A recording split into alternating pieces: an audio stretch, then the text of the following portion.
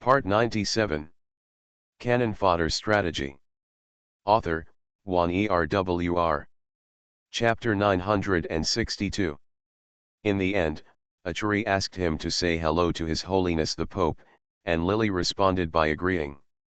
However, the former Pope of the Light cult died unexpectedly together with the Saint of Light when he was fighting with the people of the Dark Temple more than 7 years ago. In the past few years, there have been constant battles in the temple, and several archbishops have divided themselves into factions, just to ascend to the throne of the Pope. At this moment, there is no Pope in the palace at all. The deaths of the Pope and the Saint left a vacancy in the temple without a backbone for 10 years. It is precisely because of this that the status of the temple has plummeted and its strength is not as good as before. Therefore, several archbishops of the Temple of Light claim to have been instructed by the Goddess of Light. They want to reselect the servants of the Goddess of Light this year. This year, the selection of the saint is particularly important. In the hope that the saint will become the new backbone of the Temple of Light, the special nature of the saint this time allows the saint to control the real power of a certain part of the Temple of Light. This is a very important reason, so important that the Romans even hope that their daughter sell your body to gain supporters. Not even the Pope, but she agreed to say hello to the Pope for Arturi at that time. Lily just wanted to laugh at this moment. The consequences of meeting a man as cunning as a fox when he didn't accept the plot were really disastrous. Lily couldn't believe that a man like Achari who looked so cold could tell lies with his eyes open. If he acted playful or serious, maybe she would be more cautious. But he looks like he has no desires and desires, as if he is a person who does not change his expression even if the mountain collapses. He has a face that does not look like he can tell lies. I wonder if it is influenced by the original owner, or maybe it was Arturi who performed too well. The lie sounded just like the truth. If she hadn't accepted the plot, she wouldn't have even noticed that he was lying to her when she got into her carriage. Lily didn't understand when she showed her flaws and made him realize that something was wrong. So that in the end, I used words to trick myself. It was obviously the first time that the original owner met him. How did this cunning man sense that something was wrong? Lily is really puzzled. It is said that beautiful women can lie. Now that she was deceived by a beautiful man, Lily really wanted to cry. Why didn't he talk to you? You are so charming. Didn't the Grand Duke invite you? I don't believe it. Don't try to deceive me. Is it because of Brian? Do you want to refuse the Grand Duke's invitation because of Brian?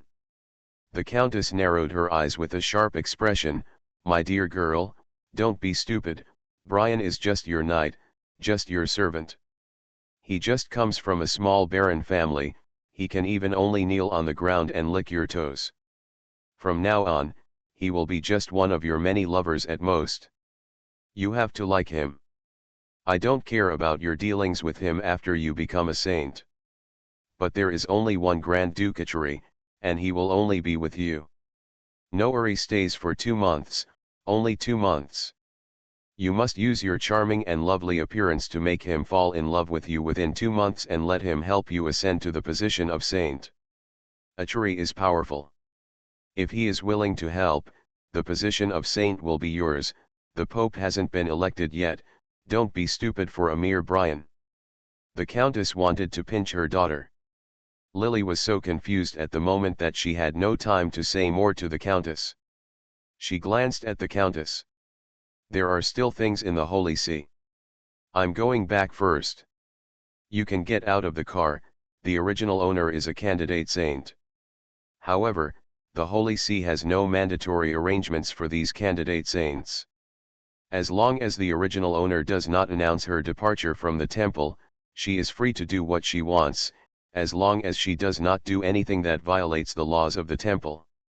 Starting half a month ago, the Roman couple coaxed the original owner back to live in the Earl's mansion. In order for them to arrange for the original owner to date a powerful man in the Norre Empire, Lily mentioned that the Holy See had something to go back to.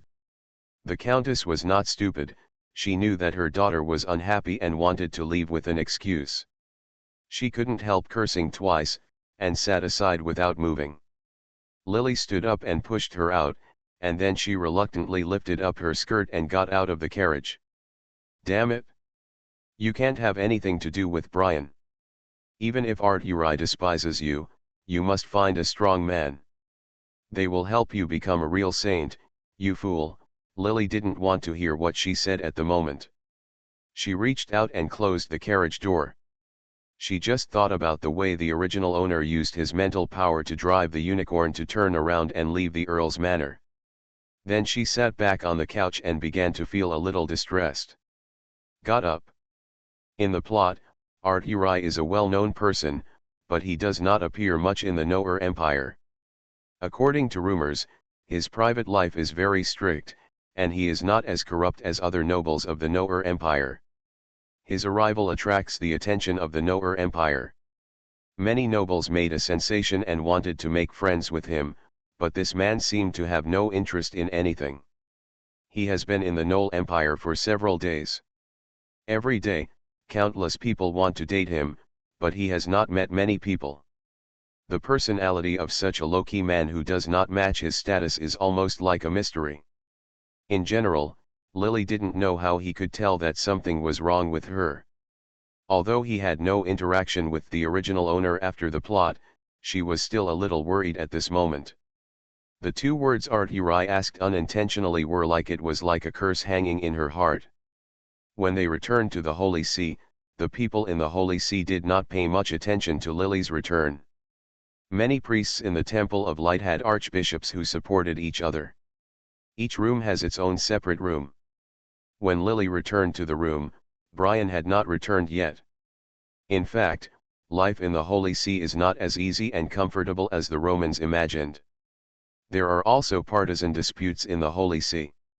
The original owner is simple and kind-hearted, and has no involvement in the filth behind the scenes. In fact, this time the battle for the saint is not that simple. If the original owner, the Countess of the Roman family, can really get the support of Grand Ducatory, there may be some hope of ascending to the position of saint, but if Grand Ducatory is not willing to support her, even if the Romans really treat their daughter as a plaything sent into the hands of those powerful people, her chances of becoming a saint are still not great. She does not have a deep foundation. Although she is a pure body of light, the qualifications of the candidate saints who may enter the temple are not much different. The relationship between the original owner and the several archbishops is not very close. There were not many people supporting her. At this moment, Lily entered the body of the original owner, but vaguely remembered that several candidate saints were introduced into the temple by the archbishop with a high reputation. Obviously, the bishops would not support it. The disciples she introduced into the sect came to support her. Fortunately, Lily did not have a certain affection for the Roman family like the original owner. She carefully analyzed the plot and memories she received this time. She did not let anything go. The things that the original owner had experienced since childhood were recalled by Lily. Several times, she even recalled carefully the several marquises before dating Arturi, but these people were obviously passers-by and could not have anything to do with this mission. In the end, Lily had to go back again. Back to the starting point, focus on two names. One is naturally the original owner's personal knight Brian, and the other is Anna, who was liked by Brian and betrayed the Holy See for him. In the plot, although the original owner does not hate this Anna, Lily still decides to find a way to meet her. After all, there is no clue in this mission, and she does not want to let it go even if there is only a little clue. It's just that I don't know if it's because the plot was cut off halfway, but Lily doesn't have the slightest impression of this Anna. Apart from her name in her mind, she doesn't know what this girl named Anna looks like or who she is. As for her parentage, I only vaguely knew how Brian met her. It should have been after the original owner had a meeting with Prince Arturi, and the two slowly got to know each other. But the entire capital of the Noer Empire is so big, and there are so many people of all kinds in it. In this era, girls' names are all fixed. If you call her Anna on the street, there may be a dozen girls looking back at you at the same time, which is the name of the Holy See. Among the 14 candidates for the saints, excluding Lily, there are 3 girls named Anna. If you want to find them by your own ability, it is like finding a needle in a haystack. This matter also needs to start with Brian. When she thought of Brian, Lily's heart began to feel pain like a needle pricking her heart. The pain was not life-threatening, but it still made her frown involuntarily. She didn't like this feeling of being controlled by others, but the original owner is poor in other aspects, but has very strong mental power. Lily has just entered the mission, so it is inevitable to be affected by her. Unless she slowly practices herself, until her mental power is enough to suppress the original owner, she can truly control this body. Lily didn't sleep that night. After washing, she resisted the original owner's habit of praying to the goddess of light every night and started practicing physical skills. She had been very cautious, fearing that Brian would come back and find out, but that night Brian did not return. Brian did not return to the Holy See until dawn the next day. Obviously, the Roman couple treated their daughter like a commodity and let the original owner send it to their door for men to choose from, which completely hurt the proud knight commander's self-esteem. It was even the first time for him to leave his post without permission. Lily wondered if he had already met the girl named Anna in the plot. She was planning to go out today to find Brian's whereabouts and extract words from him. Before praying in the morning, Lily came to the main hall wearing a pure white robe. The Temple of Light prays to the Goddess of Light every morning and evening for blessings. If you are not in the temple, you can read the Bible of Light by yourself, but generally only priests in the Temple of Light can. Candidates for the saints will consciously start their day with prayers before the sun comes up. To be continued. Canon Fodder Strategy. Author, Juan ERWR. Chapter 963. Brian was born into a barren family that had long been in decline. Although he still held the title, he had actually fallen into decline long ago. Like the original owner, he lived in the temple for 10 years and stayed with the original owner for several years, becoming her after becoming the guardian knight. The two of them would come to the hall every morning and evening as long as they were in the Holy See. If he had come back now, even if he was still angry with himself and didn't want to see her, he would definitely participate in this morning prayer. The hall was now filled with priests and saints in sacrificial robes, and knights in armor on both sides were standing respectfully. When Lily came in, she happened to see Brian standing at the front of the row of knight captains. He was still wearing the golden armor and did not put on the helmet. He looked majestic. As if he felt Lily's gaze, he turned his head to look at Lily, and then looked away. Obviously still feeling unhappy about the unhappy breakup with Lily yesterday. It was very quiet in the hall, and you could only hear the voices of many people reciting the holy scriptures of light, so softly that they were almost whispering. Each person's expression was very pious. Lily looked extremely pious, and her lips kept moving, as if they were also following the words of the people around them. While reciting the holy book, a spiritual power in her body began to slowly swim away. She was doing 2 things like this, and no one around her noticed anything strange about her. Until the prayer time was over, the priests dispersed one after another, and the knights they returned to the saint who was waiting for them one after another. When Lily was about to walk towards Brian, although his expression was cold, he did not turn around and leave. He was obviously waiting for Lily's arrival. Miss Roman, there are people from the Arturi family outside the temple who want to see you. A candidate priest serving in the temple entered the temple with some excitement.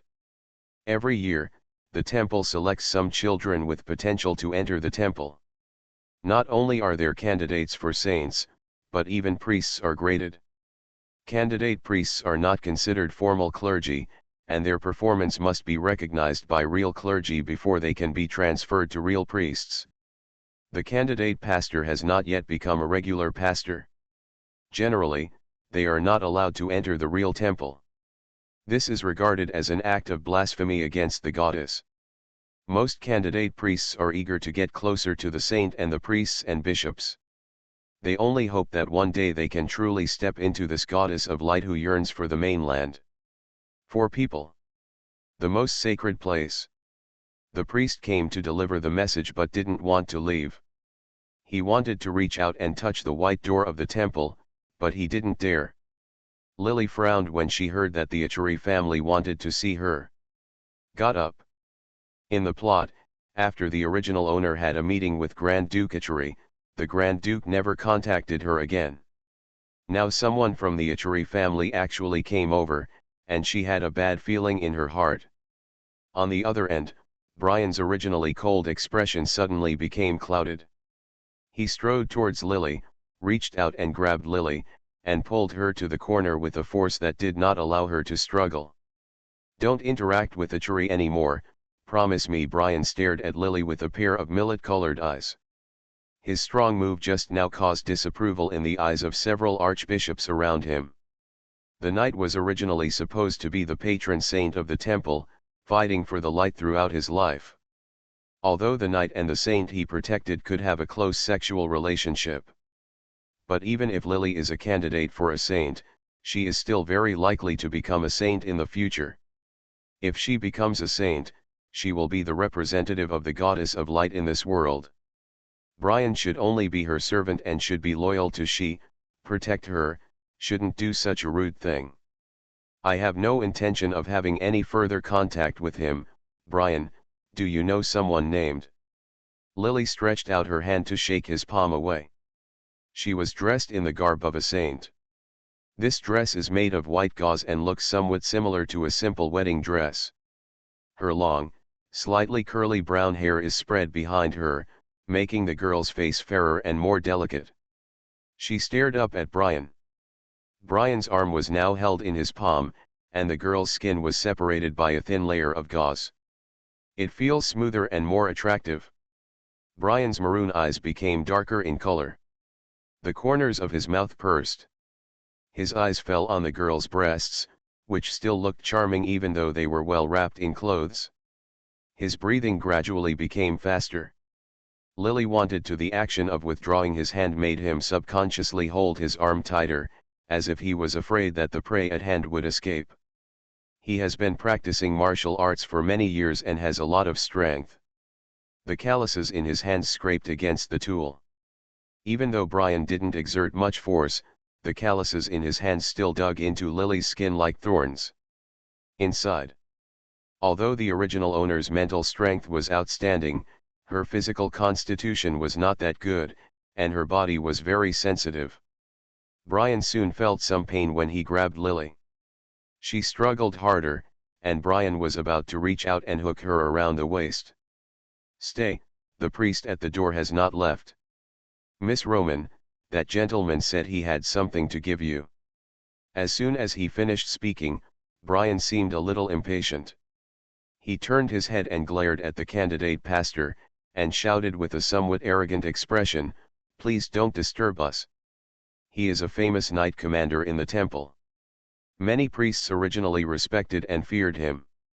As soon as Brian said these words, the priest at the door did not dare to stay any longer. He was about to leave, but no one in the temple had left yet. A bishop frowned. "Brian, you should be ashamed of what you said. The purpose of the temple is to hope for equality, freedom, and fraternity. Everyone who enters the temple is just a servant of the goddess of light. There is no distinction between poor and nobles here, although the temple will inevitably suffering some influence from the powerful forces of the empire. He still tried his best to maintain superficial peace in the temple." As soon as the bishop spoke, Brian's eyes quickly darkened. He glanced at Lily, and suddenly sneered. The palm that was holding her arm was released, and without waiting for Lily to speak, she turned around and left. "That's too much. Miss Roman, I will talk to Brian later." Lily nodded.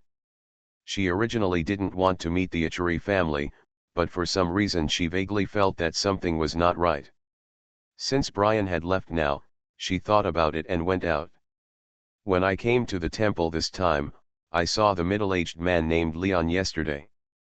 He was wearing a white robe and was waiting outside the Temple of Light. He was holding something in his hand. When Lily passed by, a gentle smile appeared on his face. "Good morning, Miss Roman. I was very rude last night." "Before I could introduce myself to Miss Roman, my name is Leon, and I am your butler. Regarding yesterday's appointment, I feel very sorry for you, so I ordered you to prepare a meal early this morning." A gift for Miss Roman. After he finished speaking, he held something wrapped in a white envelope in his hands.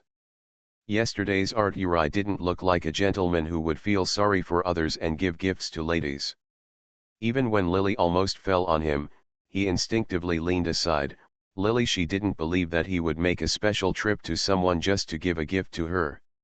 She didn't want to accept it at first, but she didn't know if Leon was doing it accidentally or intentionally.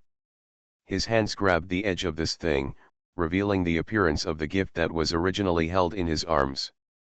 Out. It was an extremely heavy book, with beautiful handwriting written on it, Guy Ritchie's medical book, in several large characters. This medical book was very famous at this time. Originally, this medical book published by Guy Ritchie was not accepted by the Temple of Light. People in the lowland continent had a very extreme attitude towards this medical book. Those who liked it would be very fond of it. People who have firm faith in the goddess of light dismiss it. It is precisely because of the controversy that Guy Ritchie is extremely famous in the lowland continent. However, this book is banned in the Holy See. If someone in the Holy See sees this medical book in his hand, he may be regarded as a traitor by the Holy See and expelled from the Temple of Light. Thinking of yesterday's conversation with Achari, Lily suddenly felt her head was pounding. It was such a slip of the tongue that she would regret it for eternity. She forced herself to calm down and stared at Leon, while shaking her head. "I'm sorry, Duke. Achari's gift is too expensive. I dare not accept it." Leon seemed to have been mentally prepared for her rejection. When he heard Lily say this, he took his hand back again, clasped the medical book on his chest and held it steady, smiling like a good-tempered person. "Get up. My lord once said that if Miss Roman doesn't like this gift, then he is very sorry for yesterday's date. He hopes to ask Miss Roman out again today. I wonder if the distinguished lady has time." When he said this, still holding the conspicuous white medical book in his hand, but smiling with a gentle and cautious look on his face, which was in sharp contrast to Achari's cold appearance, Lily agreed bravely. Achari seemed to have expected this. The carriages were already waiting outside the Holy See. Lily originally wanted to shirk some time, but Achari didn't give her a chance at all. She didn't even wear a saint's sacrificial robe. When he was invited to the carriage, the look on his face gradually became serious. This time the carriage took her to the arena. When Lily got off the carriage in front of the familiar long stairs outside the arena, she immediately saw the Achari family's carriage representing the eagle totem parked at the far end. Almost as soon as she got off the carriage door opposite was pushed open, and Art Uri bent down, revealing his handsome and calm face. He wore a blue top hat with animal fur on his head, and a white shirt with complicated ruffles on his upper body. The shirt was neatly buttoned, with the hem tucked into his trousers, and a dark blue velvet jacket. He lowered his head when he got off the carriage. With his head hanging down, the brim of the top hat covered most of his face. A few strands of pale golden hair playfully poked out from the edge of the top hat, reflecting beautiful light in the sunlight. To be continued. Carrot. You are listening to Novels at Bless Up channel. Wish you happiness and luck. Please subscribe to receive new novels. How do you feel about this novel? Please like and leave a comment. Canon Fodder Strategy. Author, Juan ERWR. Chapter 964. From Lily's side, one could vaguely see Art Uri's delicate white chin and beautifully shaped lips. Even though he said nothing or did nothing, he seemed to be a devil, silently tempting people to think, to scream and pounce. Lily suppressed the inexplicable thoughts in her heart and forced a smile on her face. This slightly feminine dress did not make Achuri look feminine. He got off the carriage and took off the top hat from his head. He stood down, and his slightly curly blonde hair was messily brushed against his plump forehead because of his action of taking off his hat. There was still no emotion in his blue eyes. When he stared at people and looked at them, people couldn't help but lower their legs. My stomach felt tight. "Good morning, Madame Arturi," nodded slightly to Lily. When he spoke, his voice was very pleasant and moving. When he heard it, it felt as comfortable as listening to a piece of soft music. Lily's original stiff smile softened a bit. Before she could speak, Achuri had already strode towards her. In the rows of carriages parked not far away, several adults in noble attire led their female relatives over, looking like they wanted to get closer but were a little hesitant to do so. "Look." As Achuri approached, the vague aura on his body also came. It felt like a high-level dangerous creature would emit a unique dangerous aura when it came, making those who would be hunted by him. The animal instinctively wanted to escape, and Lily resisted the feeling of wanting to retreat. She had just gotten off the carriage. Arturi's approach made her unconsciously want to escape, but it wasn't until her back touched the carriage that she come to her senses. Arturi stretched out a hand towards her, as if asking Lily to put her hand on it. Yesterday it seemed that the Grand Duke didn't like physical contact with people too much. But seeing his active kindness at this moment, even though there was no emotion in his eyes, and he didn't even look like he was intoxicated by the original owner, Lily thought of the brief conversation with him on the carriage yesterday. Still hesitantly stretched out his hand. Before her palm could reach Arturi's open palm, he quickly took his hand back. Lily raised her hand in the air, feeling a little embarrassed all of a sudden. Arturi glanced at her. "Ma'am, are you waiting for my hand kiss?" When he spoke, his expression was serious and reserved, with a low-key luxury temperament unique to aristocrats between his eyebrows. He seemed to feel a little entangled and distressed, and finally stretched out his hand. The hand holding the hat held Lily's palm and gently lowered her head. His thin and upturned lips did not touch the back of Lily's hand, but his warm breath blew on the back of her hand. He only made an action like kissing her hand. He quickly raised his head again.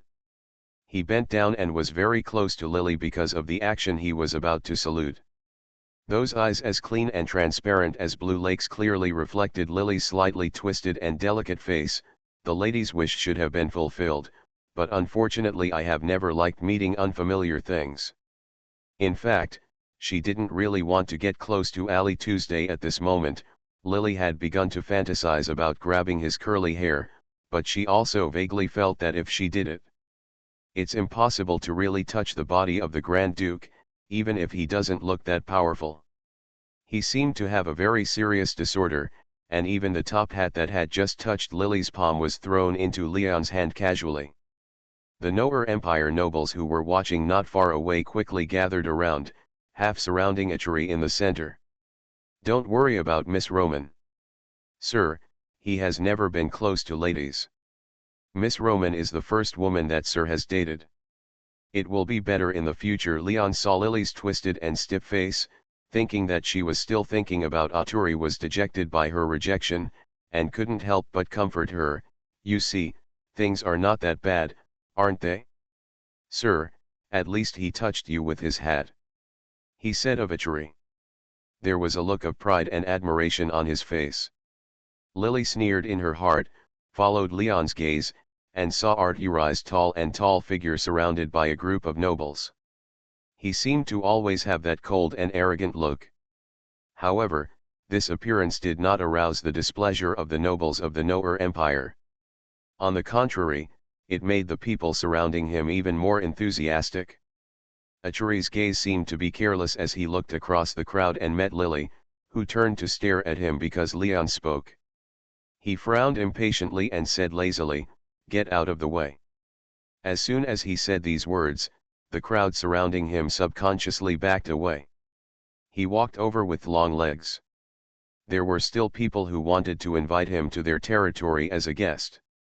You must know that the entire lowland continent, like Arturi, there are not many such Grand Dukes. Even though he met the Emperor as a Grand Duke, when the Emperor met him, he greeted him with the etiquette of a monarch. This shows the unique status of this Grand Duke. Especially since a Grand Duke like him, who holds so much power and is almost as powerful as an uncrowned king, is still single, young, and handsome, this undoubtedly makes some women and girls feel a little moved in their hearts. If you can invite him to the territory as a guest, it will be a very honorable thing for the nobles. And if the woman can have a romantic relationship with him, and even become his lover, in addition to getting the support of the Arturi family in the future. In addition, being able to have an intimate relationship with such a handsome man with a high status is something that ladies in the upper class would be very proud of. Arturi ignored these invitations. Leon would solve these matters for him. He glanced at Lily and motioned for her to follow him. A group of dignitaries from the imperial capital wanted to follow him, but Leon stopped them all with a smile. He came down and quickly comforted the group of people into submission, leaving Arturi and Lily alone. To be honest, Lily was not interested in watching the various bloody competitions that were most popular in the lowland continent in the gladiatorial arena. She followed the Grand Duke a little depressed. Fortunately, he didn't walk fast, as if he was cooperating. Her steps were normal, and the two of them climbed the stairs. Before they entered the exclusive VIP passage, a petite figure suddenly rushed towards the leader Arturi. The shadow came very quickly, like lightning. Lily could only tell from her long curly hair that it was a woman's body. Seeing that the lady had rushed to Arturi and stretched out a pair of thin arms to almost hug his waist, Lily subconsciously took a step back, with a sneer at the corner of her mouth. She was not disgusted by the girl's closeness to Arturi. Lily just remembered that Leon had said before that Arturi didn't like to be too close to ladies. At that time, the words seemed to still ring in her ears. In 5 minutes, the original shape was revealed, and an inexplicable feeling of anger surged up in her heart. However, the Grand Duke in the plot had nothing to do with herself, so Lily suppressed this inexplicable feeling. Before the girl's thin white arms hugged Arturi, his gentle voice had already sounded. "Ma'am, you need to stay away from me." When he spoke, his voice seemed calm and distant. The girl, who was originally completely enveloped by his tall figure, took a few steps back involuntarily, her arm still not around her. When she touched his arm, it was already hanging down, but she quickly raised her hand again, making a weak surrender gesture with both hands. She withdrew from the distance that Arturi's figure could cover. Arturi held the hand in his hand. A golden dagger, the tip of the dagger is currently touching the girl's neck. If she had just moved forward a little further, I am afraid that the dagger in Arturi's hand would have pierced her slender and beautiful neck. When a hole came out, how did he take action? Lily stood behind him and didn't see clearly at all. At this time, under the threat of the dagger, she had to stay further away from Arturi, and her retreating movement also allowed Lily, who was standing behind Arturi, to clearly see the appearance of the girl who was rushing towards her. This is a girl about 18 years old, with the same long wavy hair as the original owner. She is tall and plump. She is wearing a leather skirt and her feet are bare. At this moment, under Lily's attention, she a pair of white jade-like toes curled up faintly. The girl's upper body was wearing a shabby gray dress that only reached below her breasts, revealing a section of her white belly. Her long curly hair swayed behind her as she raised her hands. It was precisely because of this that her exposed waist appeared to be surprisingly thin. It can be seen that there are even beautiful and well-proportioned muscles faintly visible in her lower abdomen. Set off by her still round and plump breasts under her shabby clothes, her figure is very attractive. Arturi's arm was raised now, his hand stopped not far from the girl's chest, and his back was straight. "Don't do this, sir," the girl made a pleading sound. When she spoke, her voice was like a cat moaning, soft and frail, with a charming aura. She prolonged the last word, it was as if the strings of a piano had been plucked, and the sound entered people's ears.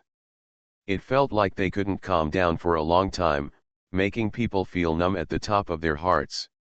She raised her hands above her head, and the loose tattered clothes that had just blocked her plump breasts moved upward due to the movement of her hands, revealing the arcs under the two round breasts. The white flesh exuded the unique characteristics of adolescent girls.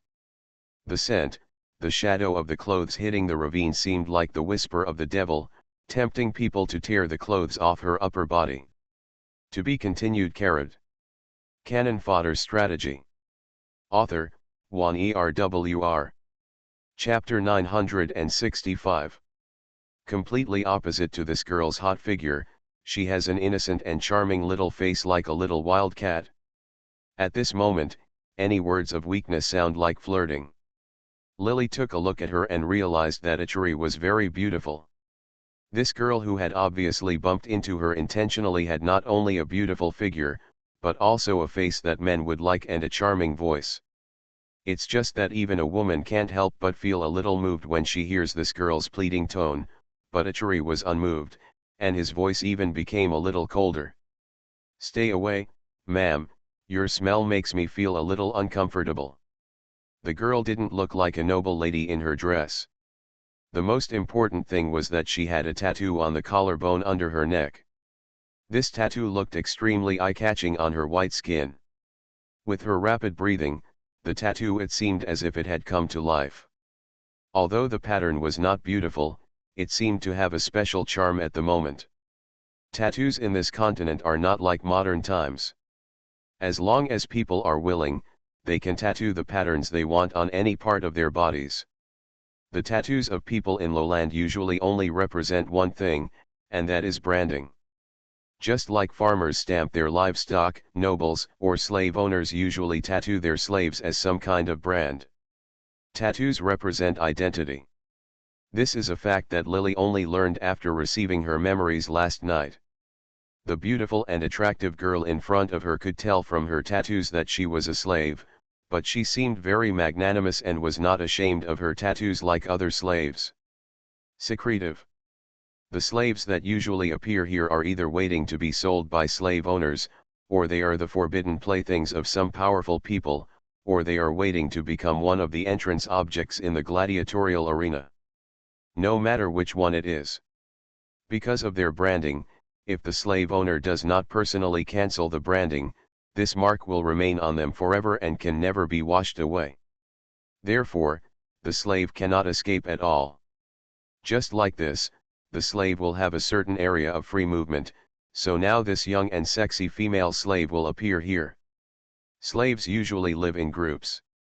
They are not as particular as nobles, and the environment where they live is extremely harsh.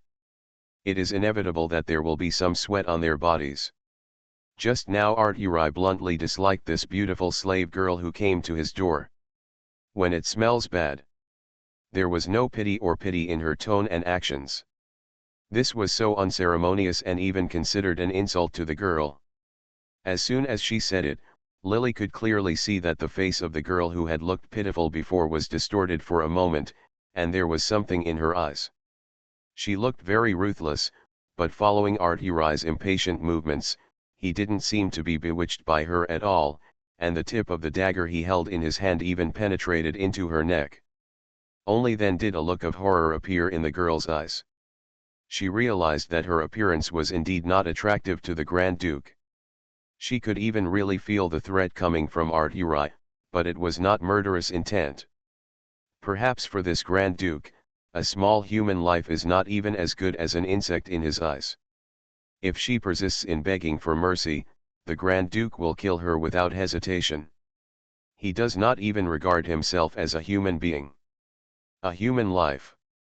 The girl's eyelids drooped, and when she opened her eyes, she took a few steps back obediently. Until it was as far away as the Grand Duke could tolerate. She just stopped. "Don't be like this, my tolerant and kind lord, I sincerely ask you for something. My father is one of the slaves who will be on stage today. He is already old. And he is not feeling well now. I hope that you can be noble. Please.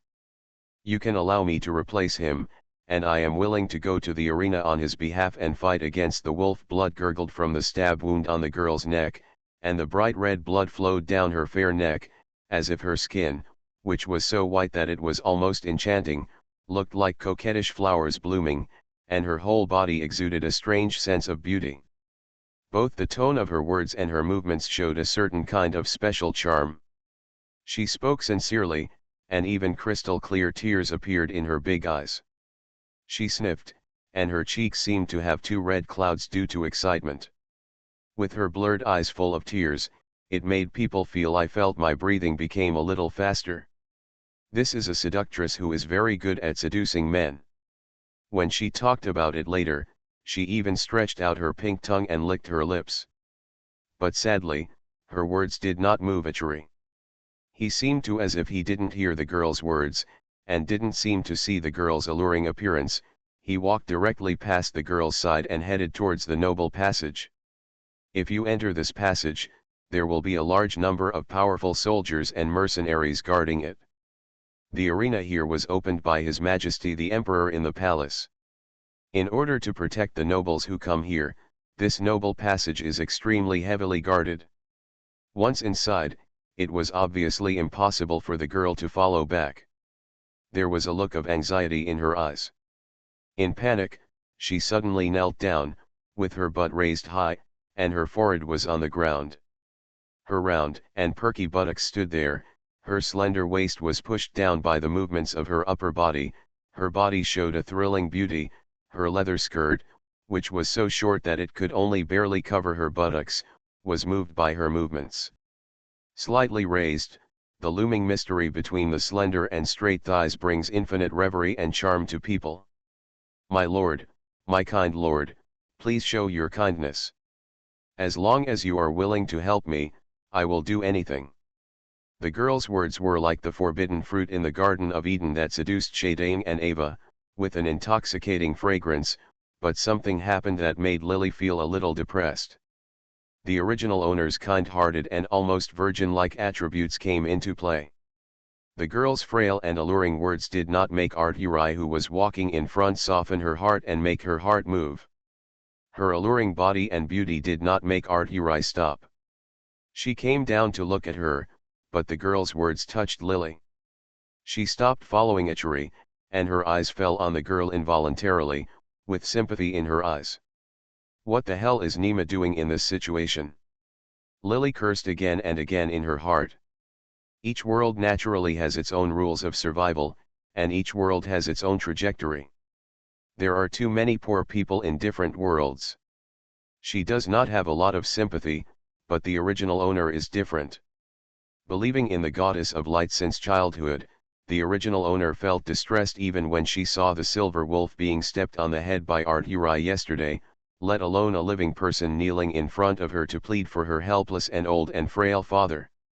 Even though she took several deep breaths in an attempt to force herself to calm down and walk away, no matter how hard she tried to mentally build herself up, she only took a small step forward and asked involuntarily, "What's your name? Where is your father now? Is he okay?" A slave is equivalent to a private property of the slave owner, and his life is not much more valuable than an animal. Especially the slaves who enter the arena are like animals raised in the pen. Only by fighting and working hard in the arena can they be successful. It can be exchanged for life and food. For a moment, Lily seemed to be divided into two selves, one of which seemed to be coldly watching her and asking the sexy girl sympathetically, with a face full of sympathy. When Arturi heard her voice, he stopped walking forward, his delicate eyebrows frowned slightly, and he turned his head to stare at Lily. The girl kneeling on the ground seemed to be surprised by Lily's sudden opening. She raised her head unexpectedly and glanced at Lily. Her eyes narrowed slightly, and a dark and inexplicable luster flashed in her eyes very quickly. But then he quickly regained his composure. "A slave is not qualified to have a name, but my father calls me Anna." When she spoke, her voice was soft and thin, but her tone no longer contained the sugariness that she had when she begged Arturi just now, and it became colder. Many, she did not shy away from telling her identity as a slave. She did not have the humble and submissive expression of ordinary slaves. On the contrary, when she mentioned her name, her expression looked very confident, which made her already beautiful appearance even more attractive. A bit. But when Lily heard her name was Anna, the originally pitiful smile at the corner of Lily's mouth gradually deepened. Originally, she was still thinking about how she was going to find out the girl named Anna who stole Brian in the plot. After all, the original owner in the plot only heard this name from Brian a few times. The memory of the original owner was different from that in the plot. There was no such thing as Anna's appearance or information. In order to find this person, she specially grabbed Brian for this purpose in the morning. Unfortunately, she didn't get any useful information from Brian. She didn't expect that now such a coincidence, when he and Achuri arranged to meet in the arena again, a girl would rush out automatically, and this girl's name was Anna. There may be many people named Anna in this world. The Anna who made Brian betray the temple for her in the plot does not necessarily have to be the slave named Anna in front of her. However, Lily had a vague hunch in her heart that the girl might be the one she's looking for. Even if she just had a hunch at this time, with this extra opportunity, she could at least keep an eye on this girl more in the future. As long as Brian really had contact with her, his target this time would be basically determined. When Achuri sent Leon to the temple to make an appointment with her early this morning, Lily went to the appointment not only because she was threatened by Achuri's Guy Ritchie's medical book, but she also wanted to find out about Achuri. How could she tell that something was wrong with her? Most importantly, she actually wanted to find out the identity of this Anna. Brian met this Anna just after he followed the original owner and dated Art Uri. She originally guessed Anna might have some relationship with Achuri, but she didn't expect that she would find something this time. To be continued. Canon Fodder Strategy. Author, Juan ERWR. Chapter 966. The original owner's instinctive behavior today allowed her to find Anna. Even if her identity has not yet been determined, at least she has one more chance. Anna? Is your father okay now? Which slave owner do you belong to?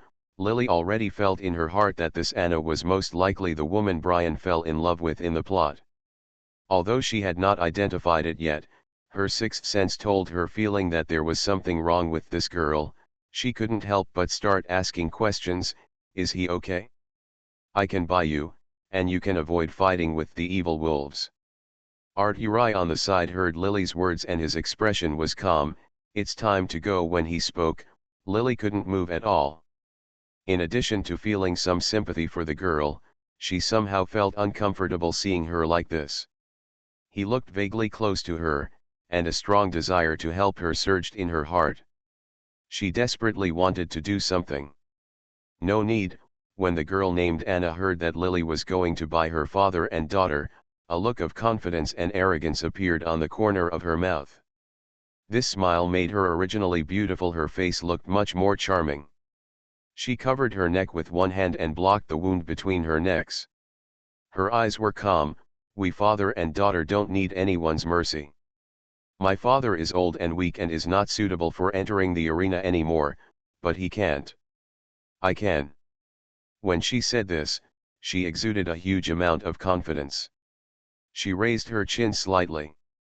When this proud look appeared on her face, she did not look like a humble slave, as if she looked like a high and mighty queen, making it impossible for anyone to take their eyes away from her. All it takes is a knife, she finished. One corner of his mouth curled up, and his expression no longer had the pitiful and charming look before, but instead looked a bit evil and confusing.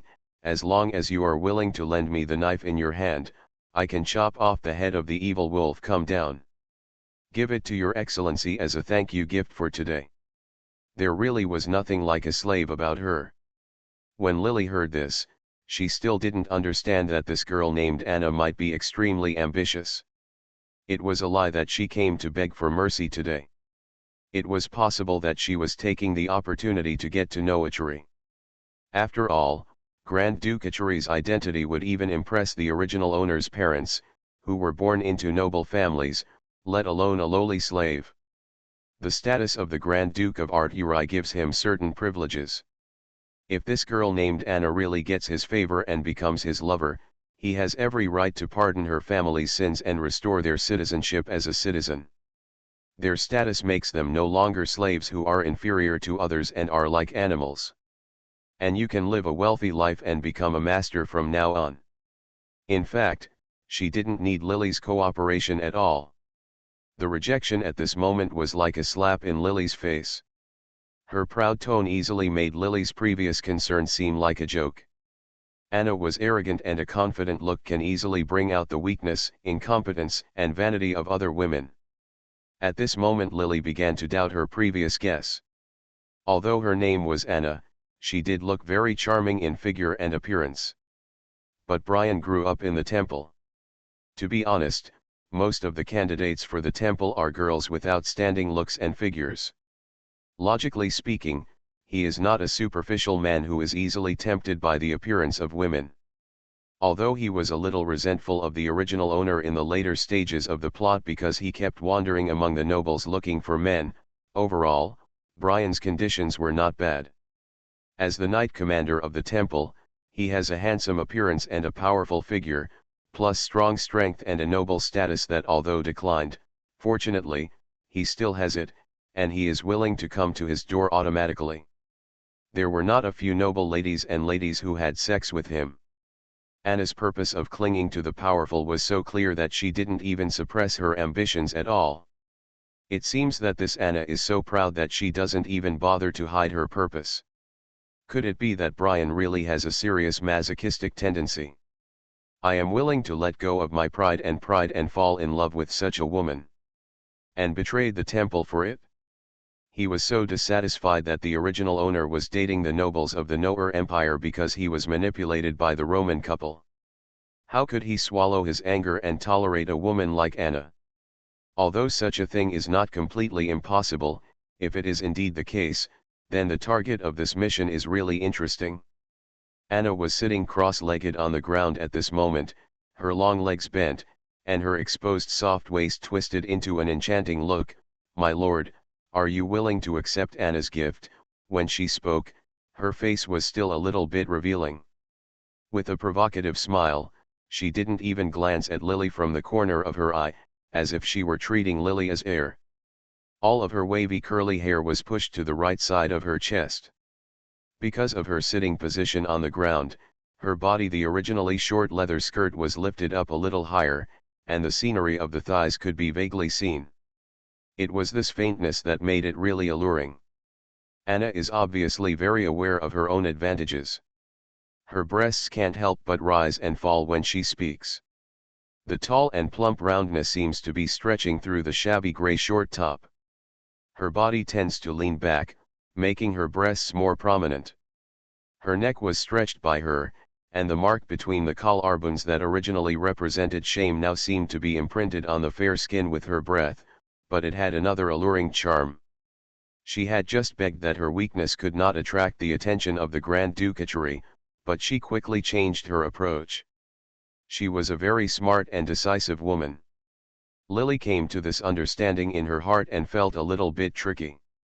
At first, she had some doubts about whether Brian really liked Anna, a seemingly superficial type, but now it seemed that she was wrong. This girl was very smart. In a way, this Anna is a flexible and adaptable person, and she knows very well what her strengths are, and any little move can confuse people.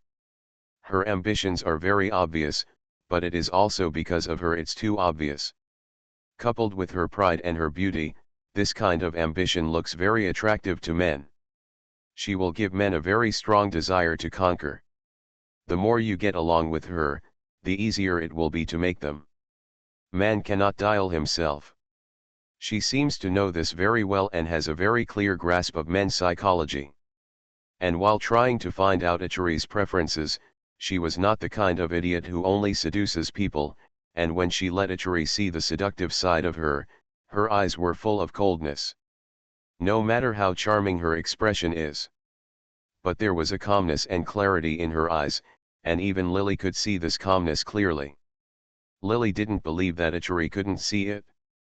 Anna is not a fool, such an obvious temptation coupled with the clarity in her eyes. It will only arouse the evil roots in a man's heart and make him want to conquer her. After Anna finished speaking, she smiled confidently at Arturai and stuck out her tongue to lick her lips. Lily was silent, and Arturai suddenly said, "Let's go."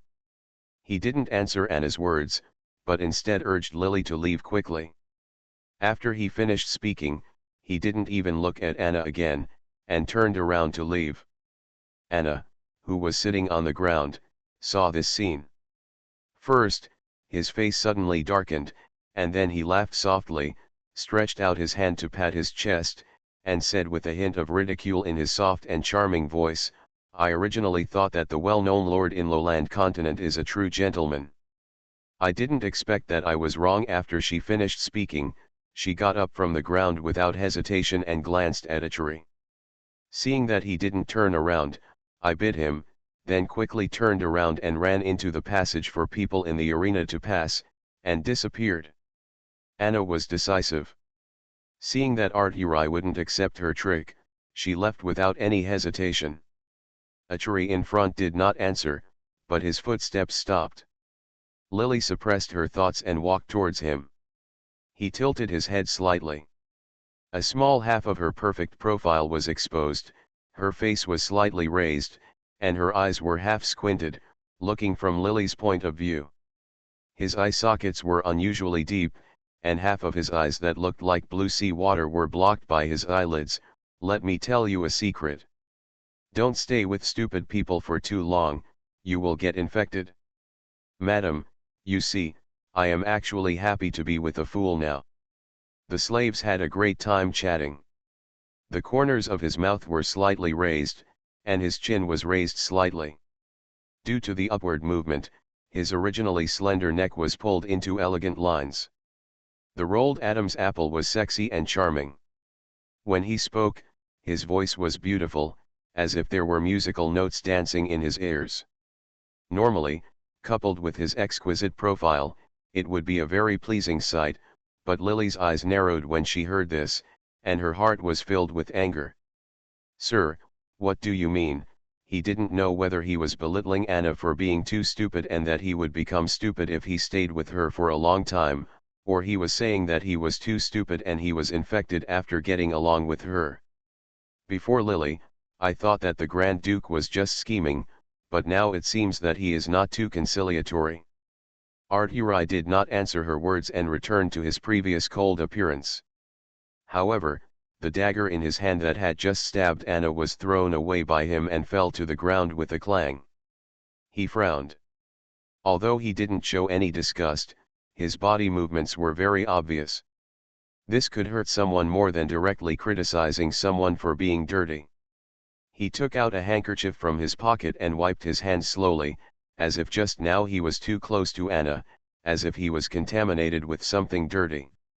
Anna asked him to borrow the dagger before and he refused, but now he threw the dagger to the ground. Lily didn't want to talk to him.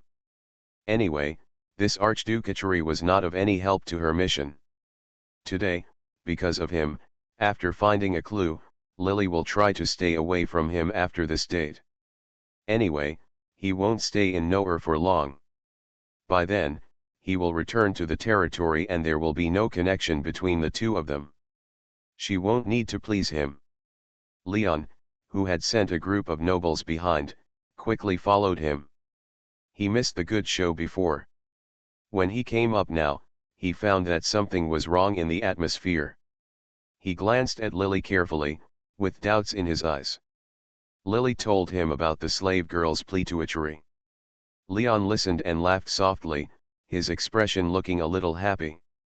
Miss Roman is truly a saint of the Temple of Light. With a kind heart he first praised Lily, and then spoke again. It's just that in the arena, if she really wants to replace her father, the slave owner will be very angry about it. I'm glad, there aren't many women in the arena, and it's more likely to arouse the excitement of everyone watching. The fight between the beauty and the beast will further arouse the bloodthirsty desire in the hearts of those who come to watch. The audience's love is a guarantee that the arena is popular, and the slave owners will not disagree. This matter can obviously be solved by the slave owner, but he just lurked here to ask Archduke Achuri for help. The smile on Leon's lips became a little deeper. There are too many people who want to be friends with adults. Miss Roman should know. They will always be like this. He pronounced the word she instead of he. Lily also knew Anna's intention. It was too obvious. She didn't mean to hide it at all. Lily didn't want to discuss this issue anymore. She didn't care who Achuri wanted to be friends with, so she nodded. Leon didn't speak loudly. Achuri looked back at him. He quickly stopped the smile on his face and returned to his gentle look before. He just winked at Lily and followed Achuri respectfully. The location of the arena is still the same place where Achuri stayed yesterday, but it has been rearranged and surrounded by flowers, exuding a refreshing fragrance. The attendants waited respectfully for Achuri to enter. He sat down. Lily was still sitting next to him. When he followed Archuri into the arena, he clearly didn't see how many guards he had brought with him. But now that he entered the arena, there were several guards outside the door of the VIP room. A guard in armor guarded the door tightly, blocking out several nobles who wanted to come in and say hello. Achuri sat motionless. When his loyal butler Leon saw someone, he naturally went out to socialize. The attendants stood in the corner like stone sculptures. The loud horns and drums soon sounded in the arena. One of them was holding a shield in his hand and wearing a hooded shirt. A tall and strong man with disheveled hair stood behind the iron gate. As the horn sounded, the iron gate was moved away and he rushed out from behind the iron gate. Holding the shield in his hand, he started running around the field. The hare flew with his running movements, and he let out an unexplained howl. This cry aroused the enthusiasm of everyone in the arena, and many people stood up. He also started shouting desperately. An iron cage containing a lion was pushed out and pushed to the iron door. Several strong men holding weapons opened the cage door, and the lion lying inside suddenly jumped out of the cage. Several strong men held it down in time and untied the things originally wrapped around its head. Come, someone took a knife and stabbed the lion's butt hard. The lion was enraged and let out a roar that was not inferior to that of the strong man before. Then several strong men pushing the cage quickly retreated behind the gate. The gate was it was about to fall, locking the man and the lion in the arena. The venue was filled with a tense and fierce atmosphere. Lily received the memory of the original owner and had some understanding of the fighting beast. Almost one life of the slaves and beasts sent here would die in every battle. In order to be watched by nearly 10,000 people in the field, these slaves and beasts who are sent into the field will be hungry before going on the field.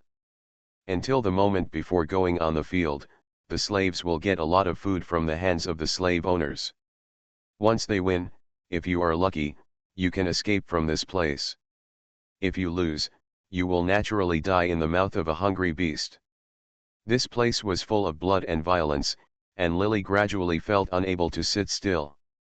Achuri turned around and stared at her face that was trying to remain calm. You seem very upset about this. Yes. Sir, I'm not interested in fighting in the arena. Is there anything important you have to do with me today? Lily was upset. The shouts from the opposite side and the roar of the beast below made her a little uneasy.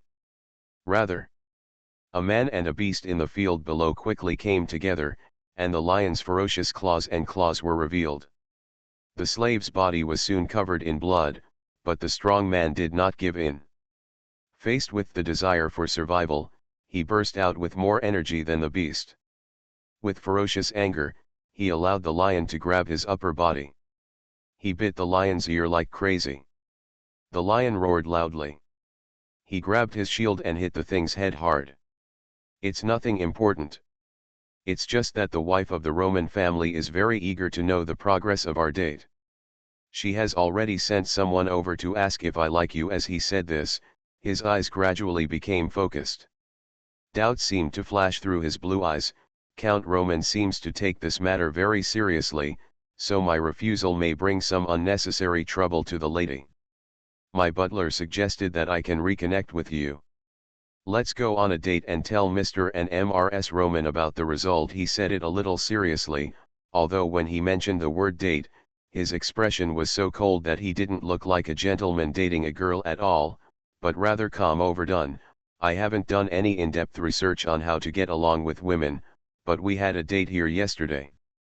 I thought you might prefer a more familiar place, so I came here again. Count Roman once told me that this is a fascinating place.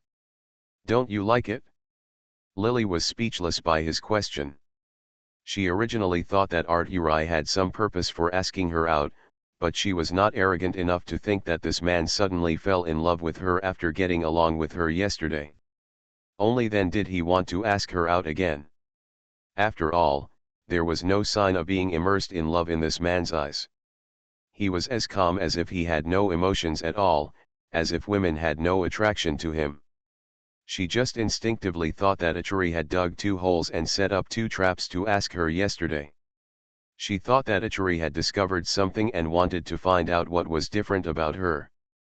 Hearing his incredible answer, Lily suddenly collapsed on the chair and was speechless. He was not joking. It could be seen from his expression that he was telling the truth. He did not bother to lie to himself.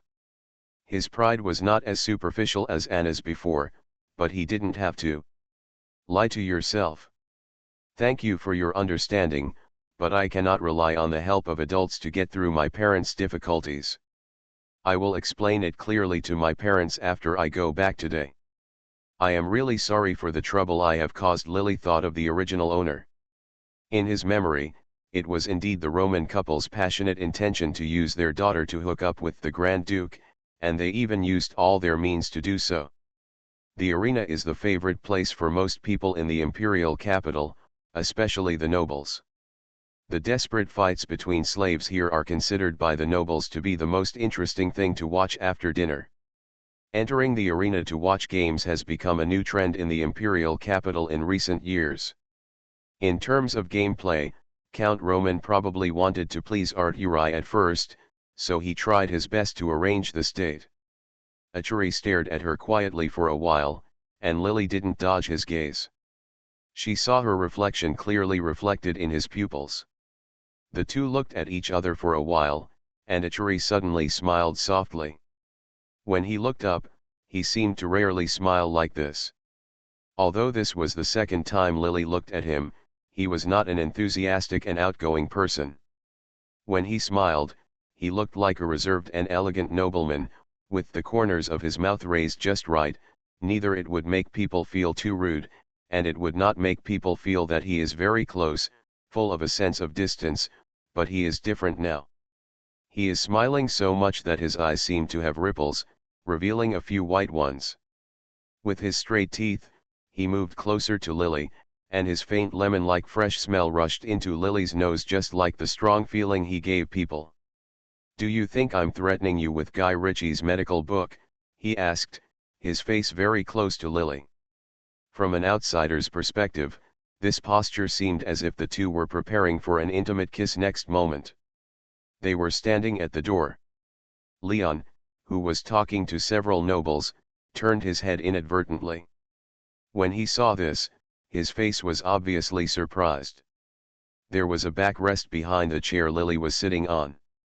She instinctively wanted to hide from Arturi's approach, but she was so tall. But the back of the chair made it impossible for her to dodge, so she could only subconsciously turn her face away.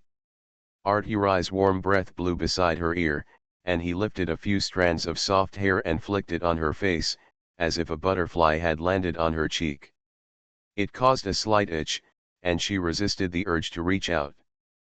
Feeling the urge to scratch his face, Arturi continued. "Madam, it doesn't matter to me whether you have a secret or not. Look, even if you have a secret, if I want it, you can't resist it. If I don't want it, what does it have to do with me if you have a secret?" His voice was gentle and elegant, and his words were spoken in a leisurely manner, but the domineering tone in them was not reduced by his gentle tone. So, what's the use of having Guy Ritchie's medical books? That's just my sincere thought. It's just a gift for you. He was from the Itchery family and was the Grand Duke of Itchery of this generation. What Lily thought was coercion was nothing like that in his opinion. To be continued. You are listening to Novels at Bless Up channel. Wish you happiness and luck. Please subscribe to receive new novels. How do you feel about this novel? Please like and leave a comment. Cannon Fodder Strategy. Author, Juan Erwr. Chapter 967. A candidate saint for the Holy See is very noble in the eyes of others, but in Erwr's view, if he wants it, the Roman family and the Noer Empire will offer her as a gift. If he doesn't want it, as he said, it has nothing to do with him whether Lily has any secrets, so of course he doesn't need to threaten Lily with her worried secrets. This has nothing to do with methods, it is just the absolute power, strength, and innate pride he possesses. Sometimes some tricks are just a way of life, not to get something. If I want to get something, I will always get it myself. He said this with a smile, his expression lessened. The coldness and alienation that previously seemed to repel people thousands of miles away turned out to be very pleasant, so relax. I'm not a gentleman, but what I want, I won't use this method to get. I will get it openly. His strong strength gives him full confidence. In a way, Itchery's straightforwardness and pride make him proud. He gritted his teeth and laid his purpose clearly in front of Lily. This was far more helpless than the conspiracy. Lily seemed to have rarely encountered such a difficult person since the mission. Erwr's eyes seemed to be able to see through her performance, read into her heart, and made her feel a little embarrassed for no reason. She frowned and held her breath without making a sound. The fight between one man and one lion in the gladiatorial arena has come to an end. One of the slaves' arms was bitten alive by the lion, but a piece of flesh was bitten off by the lion. However, the shield in his hand had already hit the lion that was lying on the ground. At this moment, the shield had been somewhat deformed, and the lion collapsed on the ground, except for its body twitching instinctively. It could no longer pose a threat to people. Such a bloody scene caused everyone in the arena to scream wildly and applaud. The injured slave sat on the lion that had no resistance, with blood splattered on his face. It wasn't until the lion stopped moving that he stood up, threw the deformed shield in his hand to the ground, and ran wildly across the field with his hands raised. The performance of this strong man attracted the attention of some nobles. This slave's powerful figure and the fact that he killed a strong lion with his bare hands gave him some opportunities. On the high platform opposite, several people dressed like butlers had already stood up, obviously preparing to buy it. Come down. The first competition quickly adjusted the atmosphere, but Lily had no interest in this kind of competition. If Erwr was not very close to her, making her instinctively turn her head, she would not have wanted to see the scene at all. The slaves in the arena were taken away. He was like a victorious rooster, a little triumphant. The dead lion was also taken down. Everyone in the arena started roaring and shouting. Only some blood stains were left in the arena, proving that just now everything that happened. The urgent drum beat sounded again, and this time it was the first one to push it out. It was a cage with a gray wolf in it. When they saw all this, many of the people who had been shouting suddenly became dissatisfied and began to curse. What happened? Generally speaking, the arena will be open for more than 5 consecutive days in a month, and even if the daily competitions are about humans and animals fighting to warm up, the same method will never be played twice, even if it is played twice. And they shouldn't play together. Many people were inevitably a little dissatisfied and started to make noise. At this moment, the gate on the other side is opened. A girl with long hair wearing a leather skirt slowly walked out from behind the gate. The noisy whole place suddenly fell silent due to the appearance of this girl.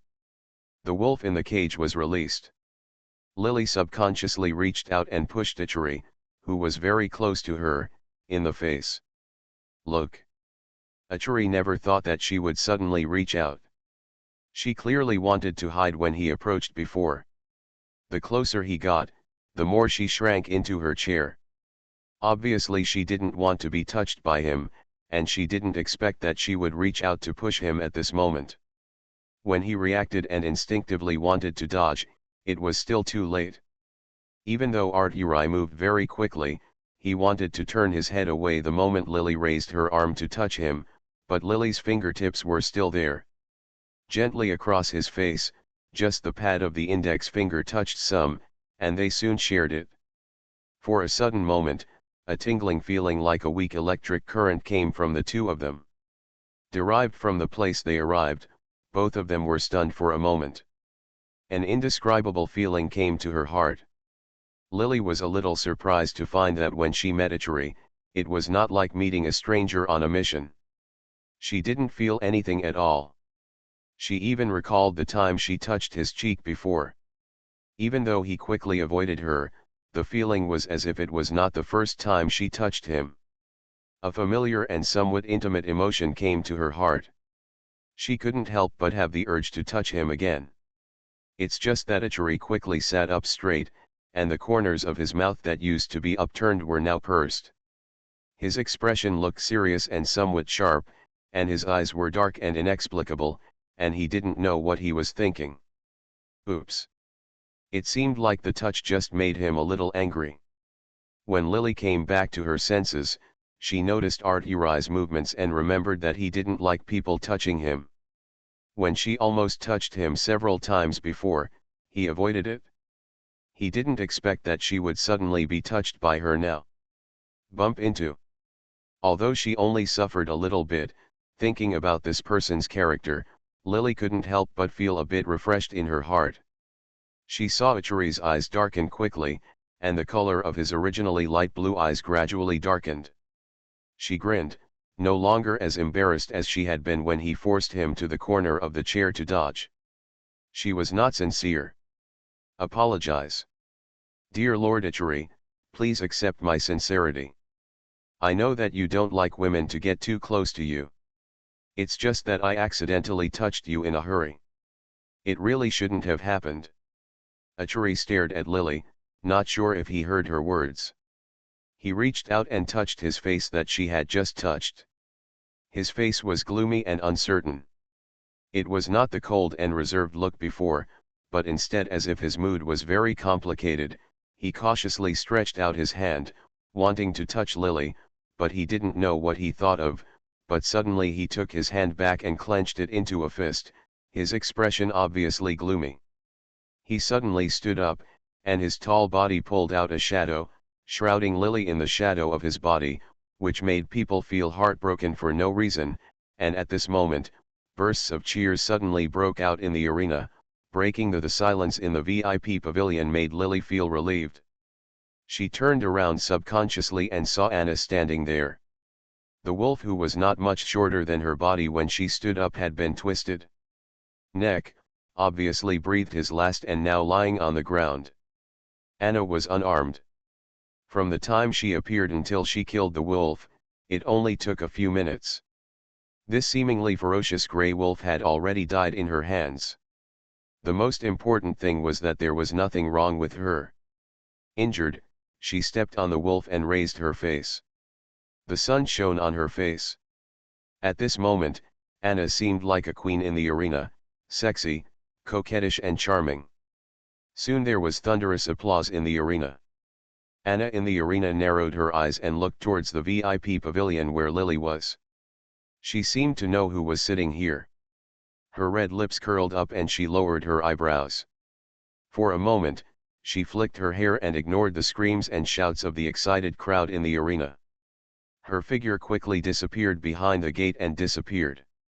Ichiri didn't know if he had seen the scene just now. When Lily turned around, she realized that he had been staring at her with his head lowered. After a while, he pulled out his chair. It's too noisy here, let's go. He seemed to be fine, as if he didn't mind Lily's touch just now as he did before, and even motioned for Lily to get up. "If you don't like it here, then find a place you like."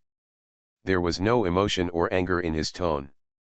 Lily hesitated for a moment and stood up. The two people's movements attracted the attention of Leon at the door. He made an apology gesture to the people outside and came in quickly. He soon discovered there was something wrong with the atmosphere. He glanced at Lily. He also saw the scene when Art-Uri was getting close to Lily just now. The two of them were clearly very close before, but he didn't expect that something happened at this moment. It was inexplicable. He was about to leave, and the Grand Duke's face looked very bad. He paused for a moment. "Sir, are you leaving?" Art-Uri nodded and returned to his previous cold demeanor. When the two nobles with titles standing at the door heard this, they laughed in a flattering manner. "My lord, you can stay a little longer. This place is only open for a few days every month, and every day is very exciting. It's rare for your lord to come to the imperial capital, and you have a young lady from the Roman family to accompany you, but you can enjoy the show later. If you have a show you like, I can call Kyubi. He may have other good things in his hands." The Kyubi he mentioned was a well-known slave owner in the imperial capital. He owned many slaves and often traveled around the world. During the period, the slaves who were bought were either sent to the arena or given to the territories of various nobles. The person who said this was a middle-aged man wearing a ducal vermilion cloak and a curly mustache. There was also a representative pin on the cloak. He wears the Medal of Honor for his status and smiles with a flattering look on his face. Art-Uri seemed to have no interest in this, so Leon politely rejected the nobleman's kindness on his behalf. Lily originally wanted to stay and find out Anna's identity, but when she came out of the Holy See today, she was picked up directly by Leon in a carriage. This arena is a place full of violence and darkness, and people in this world are very concerned about the relationship between men and women. She was so indulgent, and without Brian by her side, it would be easy for a lone saint to be targeted if she stayed. She didn't want to leave with Art-Uri, but this morning Leon went directly to the temple to pick her up in a carriage. She wanted to go back now, but she had no means of transportation. To be continued. Canon Fodder Strategy. Author, Juan ERWR. Chapter 968. Leon seemed to see what she was thinking. Seeing that Art-Uri had already got on the carriage, he winked at Lily and smiled gently. "Are Miss Roman worried about something? Your Excellency has invited Miss Roman to be a temporary guest at the Achuri clan's manor. I will notify your guardian knight to pick you up at the manor, just like yesterday." His gentle smile and thoughtfulness. Lily nodded and climbed into the carriage. Leon thoughtfully closed the door. Achuri and Lily were the only two people left in the carriage. Fortunately, there was a table between them. As soon as he got in the car, he had already taken off his coat and hung it in the car. He was only wearing a white shirt. Perhaps because he thought the collar button was too tight, he even unbuttoned two buttons to reveal his beautifully shaped collarbone. He leaned on the soft couch and played with the silver chain inlaid with purple crystals that he had put on the table yesterday. The chain hung from his fingers, dangled. He stared at Lily sideways, with a few strands of pale golden hair hanging down on his fair face, making him look different from the previous serious and somewhat arrogant look. "Ma'am, I don't eat people." He smiled and said exactly the same words as yesterday, but Lily remembered that after he said these words, he accidentally said two words to her yesterday, and now he became gentler. He said he didn't eat people, which made Lily even more wary of him. "It is said that there will be a light festival in the Temple of Light this year, and I heard that the temple has said that whoever finds the scepter of light can become the new pope of the temple as long as it is handed over during the light festival." Achuri saw Lily's vigilant look. Didn't take it seriously, he casually raised the amethyst he was playing with. One eye was blocked, and the other eye was closed. The original light blue eyes were through the amethyst, and the expression in his eyes could not be seen clearly. But Lily's actions were completely caught in his eyes. The archbishops of the temple seem to have joined many forces for this, and you don't seem to be nervous. Uri moved the crystal away. The purple crystal looked particularly beautiful in his slender white palms. His movements were unavoidable. Notice his hands. His knuckles are long and slender, and his nails are beautifully manicured. When he holds the crystal, you can feel the power contained in it from his movements. Having suffered from him yesterday, Lily suddenly became serious when she heard what he asked. She thought about it for a long time before shaking her head. Your Excellency should discuss these matters with the archbishops. There was no need for Uri to say anything pretentious. He was just half lying there, but it was impossible to ignore his presence. Lily's back straightened, and Uri smiled at her answer. The Uri family does not need to get involved in the temple's affairs, but the lady is also one of the candidate saints. If there is no new pope in this year's Light Festival, then who is the saint will be particularly important. The Light Festival is a grand ceremony held every 10 years by the Temple of Light. The Pope of Light died in the battle with the Temple of Darkness many years ago, and the Scepter of Light disappeared at the same time. The scepter represents the identity of the Pope and can be said to be a sacred object in the temple. It is said that the Scepter of Light is not just a good-looking mascot. It is said that the scepter has been blessed by the Goddess of Light, and its body has a gem that can assist in the practice of the Holy Scripture of Light. Those who obtain the scepter will be far more powerful than ordinary people in practicing the Holy Scripture of Light. It is precisely because of the assistance of this thing that the popes in the past have truly been able to secure their position as the Lord of the Temple of Light. After all, no matter how highly respected a person is, if there is no matching strength, it's all just talk.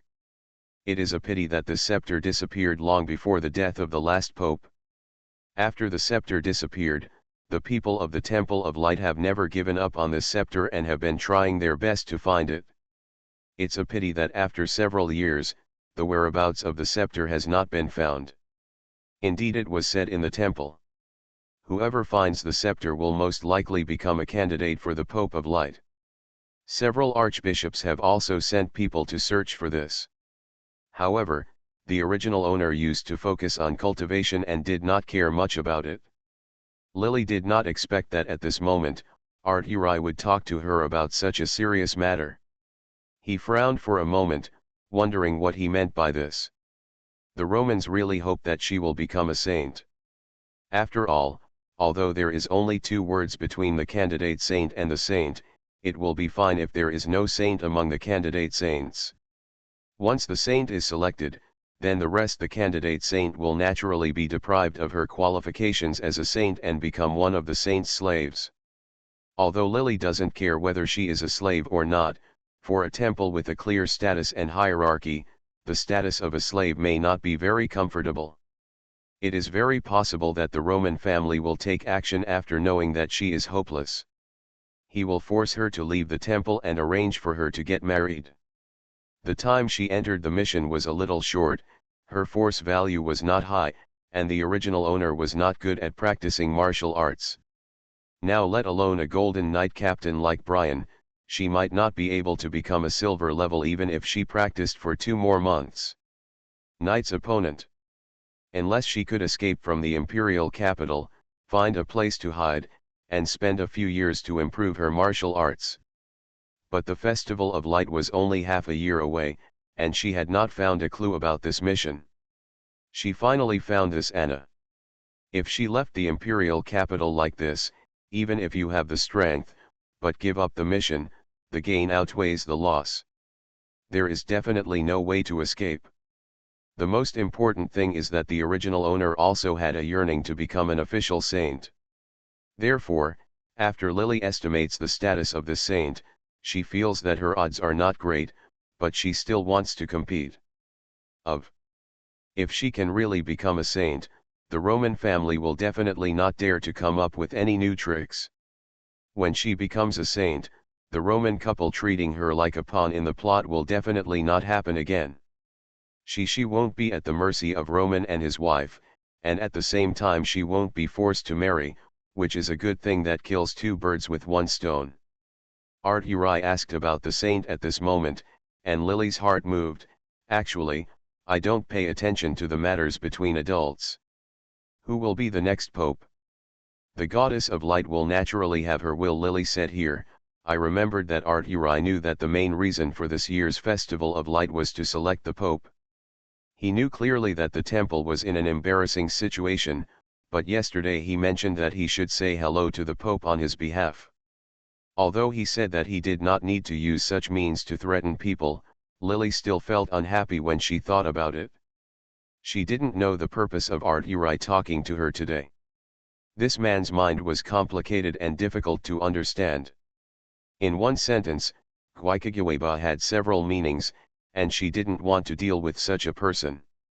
After hearing her words, Achuri closed his eyes and said lazily, "It's time to pay attention. The emperor invited me to the imperial capital this time just so that I can enjoy this wonderful show." Lily was stunned for a moment and couldn't help but ask, "What do you mean?" "Ma'am," he frowned in embarrassment. When he opened his eyes, he stared at Lily with a lazy and slightly regretful expression. "The meaning is obvious. I will return to ATU in a month. Here, the Light Festival will be held in half a year, within a month. As a candidate for the saint in the temple, don't you know about this?" His words were like a bomb thrown in Lily's ears.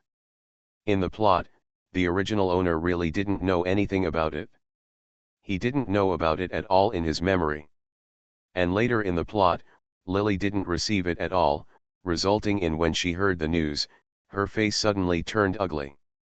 If the Light Festival will really be held within a month, then it proves that some people in the temple are keeping the news tightly, or the original owner was excluded from this event because he has no backers and no forces to rely on.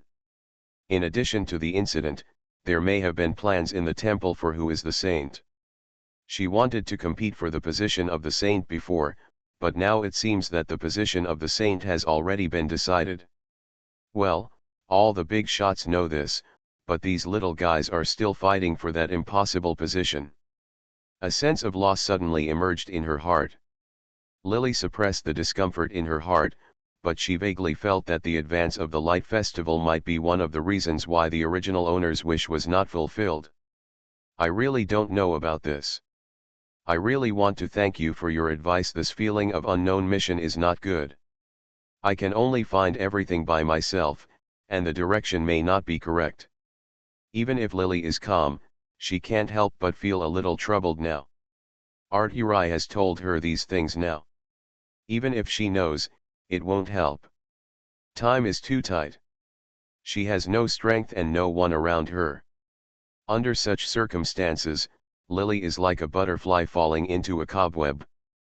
Even if she struggles desperately, the cobwebs will only wrap her up tighter and tighter.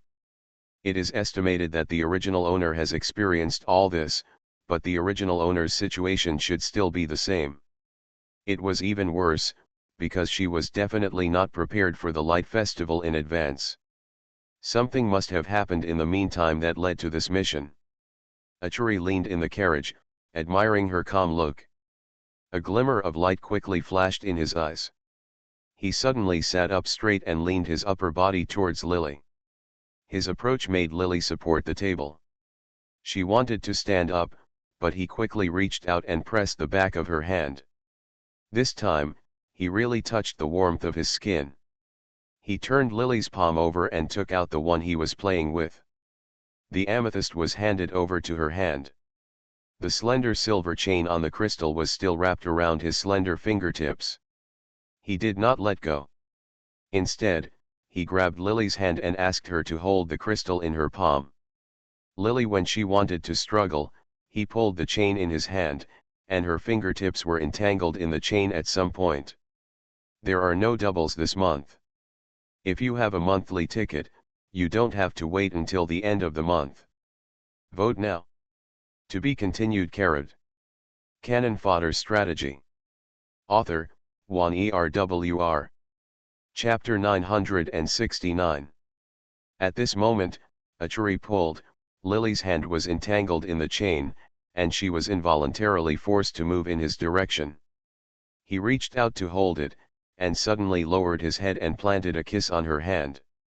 This time it was a real hand kiss, was not just a hand kiss that they didn't touch when they met before.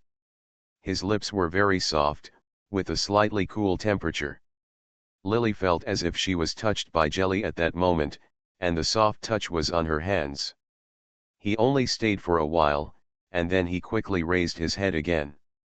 Then let me tell you one more thing. I know the whereabouts of the Scepter of Light. The Scepter of Light is a sacred object belonging to the Temple of Light. Many people may not be able to see the scepter in their lifetime, but if you have the ability to know the whereabouts of the scepter, it can be seen that the power of the Art-Uri family may have exceeded what the rumors in the lowland continent say. The strength of this Grand Duke is only equivalent to the king of a small country. After saying this, Achuri let go of Lily's hand and took off the silver chain wrapped in his hand. He sat upright with his originally bent body, regained his previous indifferent and restrained appearance, and leaned against the carriage. He closed his eyes and rested his mind. He is simply like a devil who is good at deceiving people. He was the first to mention the Temple of Light at the beginning, but now he stopped mid-sentence. Lily was not a very curious person, but now everything Art-Uri said seemed to be related to the mission. This time, there was no clue about the mission. When he talked about it intermittently, Lily felt that something was wrong. Okay, she was just about to hear Art-Uri say something more, so that she could have more information in her mind, and then she could reintegrate the information she now knew when she went back. No matter how carefully she analyzed it, she didn't expect that he stopped talking. Lily had the urge to pinch his neck and force him to continue talking. Do you know the whereabouts of the Scepter of Light? Lily resisted the urge to ask. She was no match for Achuri. Even though he looked like an ordinary nobleman and did not pose a threat, Lily could feel it. If he really wants to move, he can kill him without any effort. She deliberately picked the topic and wanted to continue talking with him. She no longer wanted to talk to him just now. Achuri closed her eyes and nodded slightly. Want to? If Lily really gets the Scepter of Light, then even if she cannot become the Pope, after all, there has been no female Pope in the past, but if she has the scepter in her hand. Most of all, the Archbishop, who has both prestige and strength, wants to cooperate with her. Then she can turn around from an unfavorable situation and turn from an abandoned piece to a pawn. Of course Lily wants that. Does His Majesty the Emperor know the whereabouts of the scepter? Instead of answering Art-Uri's question, Lily asked another question again. If the Emperor also knows the whereabouts of the scepter, then the Holy See will definitely know about it. If this is the case, the temple has not gotten back something for many years. Even if it is known in whose hands it is, if it does not come back, it will definitely be the strength of the temple, and the armed forces of the Norre Empire will not be able to reach the scepter. And if the Emperor of Noer did not know the whereabouts of the scepter, but Achuri knew it, then one can already imagine the power of Achuri. She asked this question very cleverly. Achuri's attitude made it clear that he wanted to get something from her. Instead of answering directly, she asked another question. Achuri answered yes or no. She could infer information that was beneficial to her. Even if he is silent, Lily can also get the answer from his attitude. Unexpectedly, as soon as she asked this question, Achuri suddenly opened his eyes and laughed softly. It wasn't the first time he laughed in front of Lily, but this was the first time he really laughed out loud. His laughter was clear and clear, like a trickling stream slowly flowing into one's eardrums. He raised his eyebrows sideways, his eyes lazy and dangerous. Ma'am, there was a bit of teasing in his smile, as if he had seen through all Lily's little tricks. His eyes seemed to be able to look straight into people's hearts. His eyes were not sharp, but they made people not want to be with him. A long look at each other. What does it matter whether the Emperor knows or not? I'm just telling you that he doesn't know. With Madam's current abilities, she still can't get the scepter. If I tell Madam that he knows, what can you change? He said at the corner of his mouth. He showed faint smile lines, as if to say, you see, no matter how much scheming you have, it is of no use if you don't have the strength to match it, and if you have absolute strength, even if you don't use scheming, things are still under his control. Look, why would you want to know more about something that can't change the outcome? Lily looked a little embarrassed by his eyes. She didn't expect Achuri to answer her with such words. Although she was a little unwilling, she had to admit that Achuri's meaning was correct. Whoever has the stronger fist is the boss. She forced herself to calm down. Achuri didn't want to play scheming, but that didn't mean he didn't have scheming. She couldn't get anything useful out of him, and she didn't know what his intentions were. He took the initiative to mention these things, but she shut up in the middle of speaking. Lily took a deep breath and tightened her grip on the amethyst chain in her hand. It wasn't until her palm felt pain from the crystal that was about the size of a child's palm that she calmed down and realized that she was holding the things originally belonged to Achuri. The chain was tightly wrapped between her fingers. She took it off, put it on the table and pushed it towards Achuri. My lord, your things. I gave it to you as a date gift, don't you like it? Achuri looked at her calm face, his smile had not completely subsided. He asked. Lily shook his head, thank you for your kindness, it's just such a precious thing, I can't ask for it. The amethyst looks large and very pure. The price of such a large piece of crystal with high color and texture is no worse than that of gemstones. The crystal was surrounded by tiny gems and was strung up by a silver chain. It was extremely gorgeous. The sunlight reflected from the car window shone on the crystal. The amethyst exuded a coquettish and bright brilliance. Lily took another look and then looked away. Achuri was not angry at her rejection. He just grabbed the chain casually, opened the drawer of the carriage and threw the crystal chain in. When he opened the drawer, Lily saw from the corner of his eye that there were still things in the clean drawer. There was a book on it. When she got on the carriage yesterday, she had seen a book and a crystal holding the book on Achuri's desk. It must have been the one from yesterday. The book seemed to be old. The cover should be made of sheepskin. There were ancient words written on it, but she didn't recognize it. In addition, she only saw it in a trance. When the crystal was thrown on the book, Lily vaguely it seemed like she saw the shape of the word pre-appearing through the surface of the crystal. It was clear that she didn't recognize the characters in this book, and she didn't know if she had read it wrong. After all, the crystal reflected the font on the book. There may be changes, and there may be some coincidences. When she came back to her senses and wanted to take another look, Achuri had already closed the drawer. What? Lily's strange expression made Achuri question, want it again? He hadn't taken his hand off the drawer yet. He had clearly said he didn't want it. Naturally, Lily wouldn't regret it at this moment. What's more, the jewelry in this mission world couldn't be taken away by her.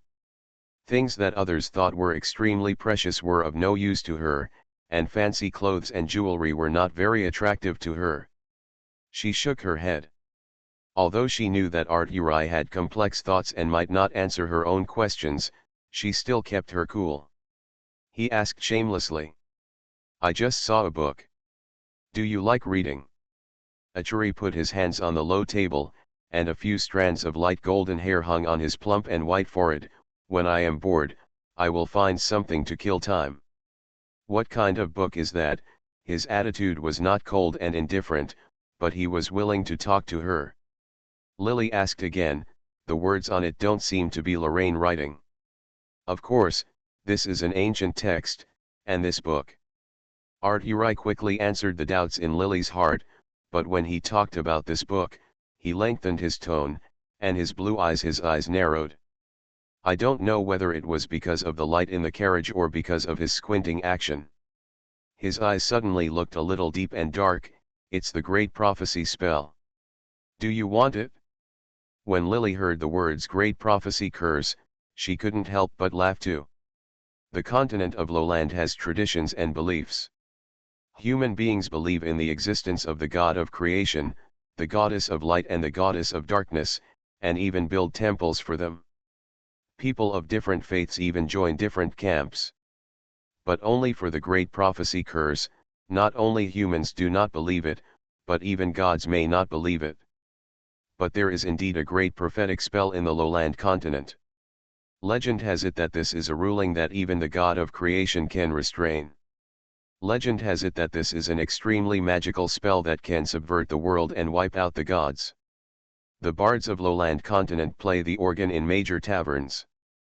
When talking about legendary myths, this magical illusion is their favorite.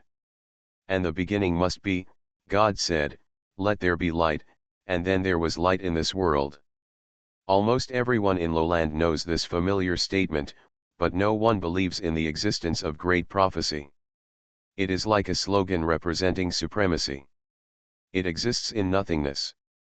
Even the existence at the top level of the temple will tell you categorically that there is no great prophecy in this world.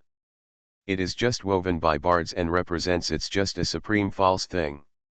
To be continued. You are listening to Novels at Bless Up channel. Wish you happiness and luck. Please subscribe to receive new novels. How do you feel about this novel? Please like and leave a comment. Cannon Fodder Strategy. Author, Juan ERWR. Chapter 970. According to legend, those who possess the great prophecy spell can rival the god of creation, but these are just legends, because no one has ever seen anyone use this spell with their own eyes, and there is no record in the legend that anyone has ever learned it. This is a great prophetic spell that is said to be able to fight against God after practicing it. What's more, ancient writing is just a legendary writing like prophecy. In the mouths of the bards, it is a kind of writing belonging to the gods, and ordinary people cannot understand it. There is no such thing as a great prophecy curse in this world. The Temple of Light has a long history. There is no such heaven-defying thing in the memories and plots of the original owner. However, the term Great Prophecy Curse has been recorded in the history of the lowland continent. It is said that it has appeared before, but it is only said to be true. Many powerful people have lost their lives because of the word said, but in the end, no one has ever heard of anyone actually seeing this thing and learning it. Lily expressed doubts about the existence of the Great Prophecy spell. Unlike people in this world, she did not completely believe that the Great Prophecy spell was just a fictitious thing, but similarly, she did not 100% believe that this thing must exist. It is possible that the Great Prophecy spell really exists. Assuming that there really is a god of creation and a goddess of light and darkness in this world, then the Great Prophecy curse that restrains the god of creation also exists. But how could such a thing fall into Ichiri's hands? Even if he is extremely powerful and has extraordinary abilities, if he really possesses the Great Prophecy spell, it is impossible for him to throw such a precious thing into a carriage at this moment, not to mention that this carriage is not his own. Sitting on it all the time. His attitude towards the Great Prophecy spell he spoke of was extremely casual, and the look in his eyes did not show any importance, as if it was just a book that could be bought anywhere. Lily could feel that he really flipped through the book casually, and was not just talking about it casually to perfunctory himself. "If I say I want it, are you going to give it to me?" Lily smiled for a while. Then he sat up straight and asked. Her words made Ichiri's delicate eyebrows frown slightly. He raised his hand that was originally resting on the table, first touched his face, and then clenched his hand into a fist. Putting it to his lips, his eyelids drooped, blocking the thoughts in his eyes. The sunlight shining in the carriage evenly spread on his face, making his deep and perfect facial features appear brighter and brighter. "If it's someone else, I won't give it as a gift, but it seems that I don't want to refuse your request. If you want it, it's yours." After he finished speaking, he opened the drawer and first picked up the amethyst on top. Then he took out the book and put it on the table. This book is about 10 centimeters thick, and it is full of mysterious lines. If you look at it from different angles, these mysterious silver stripes give off a coquettish and weird sheen. There is an inexplicable aura in the book. The ancient characters Lily on the page are definitely not familiar to me. I don't know if they were drawn casually or if they really have some meaning. Before, she thought she saw the word pre, but now when she saw the mysterious silver stripes covering the surface of the book page, Lily was sure that she had seen it wrong, because these stripes could appear in different directions under the sun. Seeing different words is enough to prove that sometimes the light refracted by crystal can cause people to have certain visual errors, which is like the optical principle in physics. She originally thought the writing was made of sheepskin, but now she touched it. The leather doesn't feel like sheepskin. But it definitely looks much better than treated sheepskin. The moment her fingertips touched the book, an inexplicable desire surged up in her heart. She subconsciously stretched out her hand to wrap the book in her arms, instinctively wanting to pick it up. It's just that the whole book is unexpectedly heavy. It didn't look like this thing was big, but when she reached out to hold it in her arms, unable to move. Thinking of the way Ichiri picked up the book easily just now, as if he didn't put in much effort, Lily had a certain understanding of Ichiri's strength. "Do you still want this chain?" Art-Uri hooked the chain in his hand. The huge amethyst fell out of his palm and swayed in front of him. Under the refraction of the sun, the purple halo swayed with the crystal. It also moved on his face. The cutting points on the crystal surface come into contact with the sunlight, spreading a large area of beautiful bright light into the car. Lily took one look and shook her head while resisting some inexplicable thoughts in her heart. "I am really grateful for your tolerance and generosity, but I don't need it." She forced herself to lift her hand from the book. She was instinctively unwilling to let go of this book. This thing had no effect on her. It is conceivable that this should be the original owner's instinctive thoughts. Since Lily's mental power increased, she has rarely encountered it again.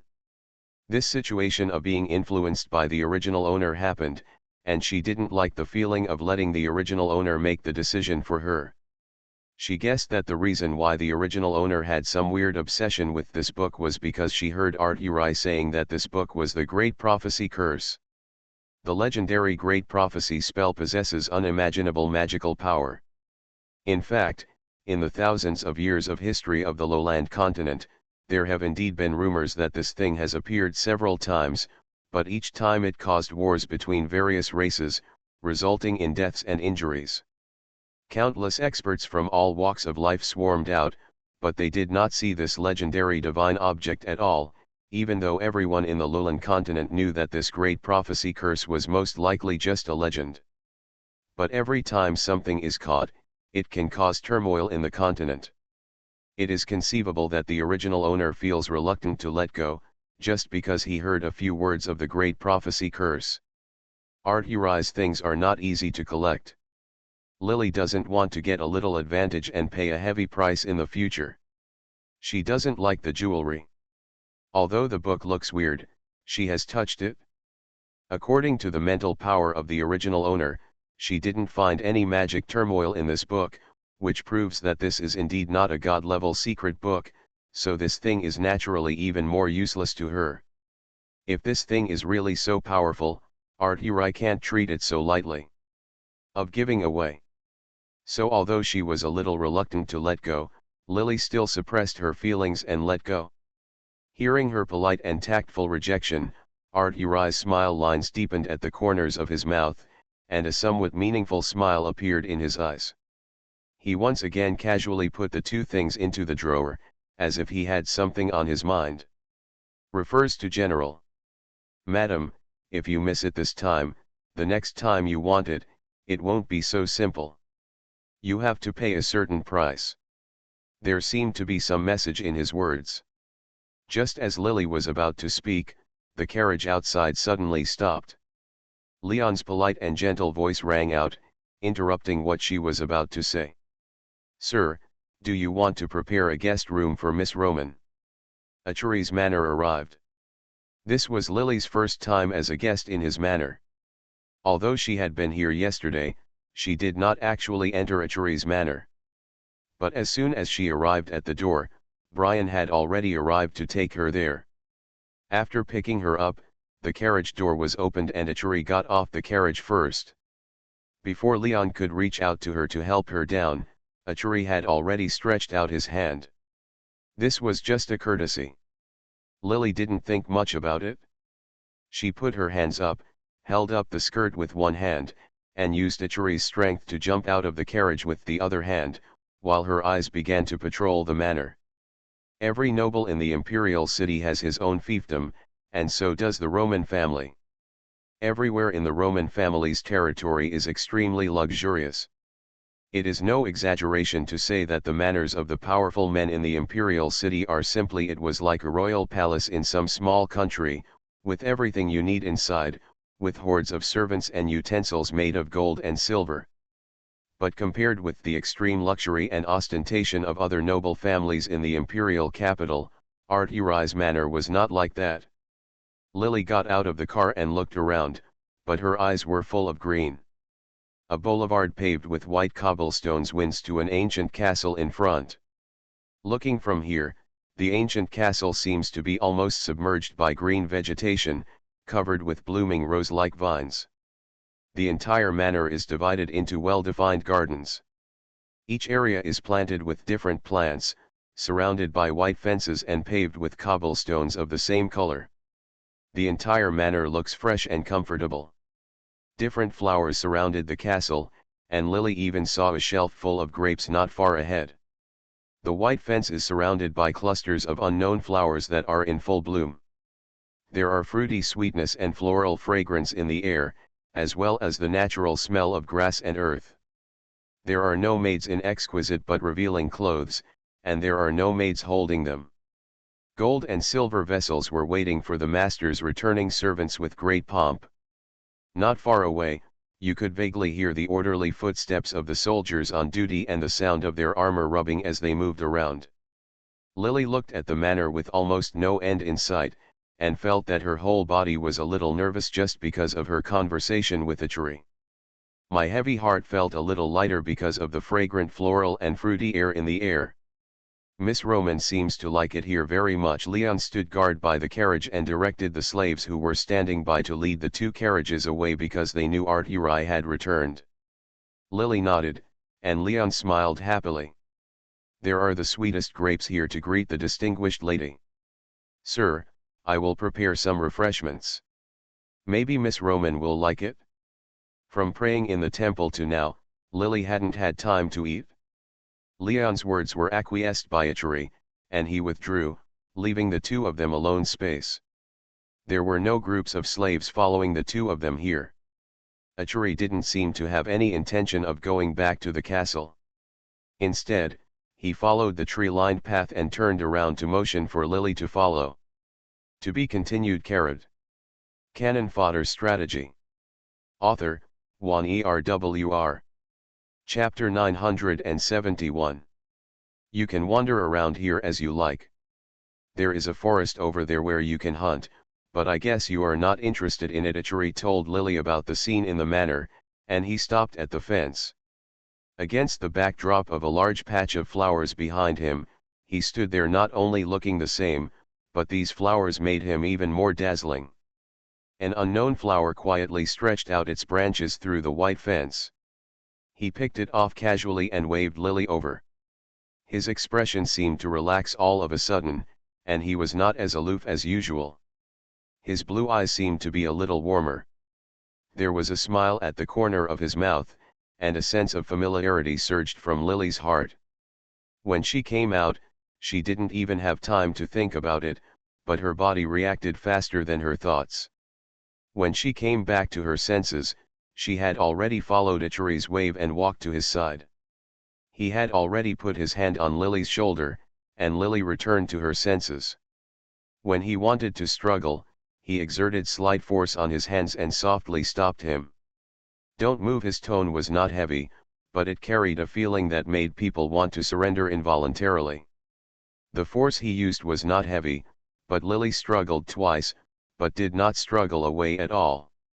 He put the plucked flower hairpin into the hair clipped by her temples, and then put his hands on her shoulders. It's very beautiful, he praised softly, his voice filled with appreciation for beautiful things, without any blasphemy or lust. Lily is indeed beautiful at the moment. She is wearing the sacrificial robe of the Holy Maiden of the Temple. The styles of the sacrificial robes of the temple are very beautiful, especially the women's sacrificial robes. When worn on the body, there is a kind of sanctity, gentleness, and serenity. The feeling makes people feel good at first sight. The original owner practiced the Holy Scripture of Light for 10 years.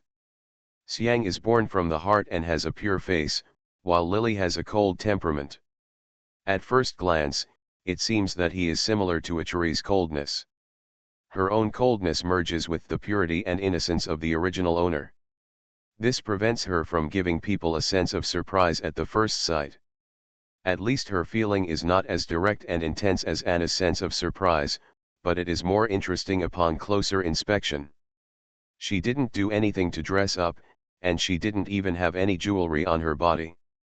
Her hair was just braided with the broken hair on both sides of her cheeks, letting the long hair hang down below her waist.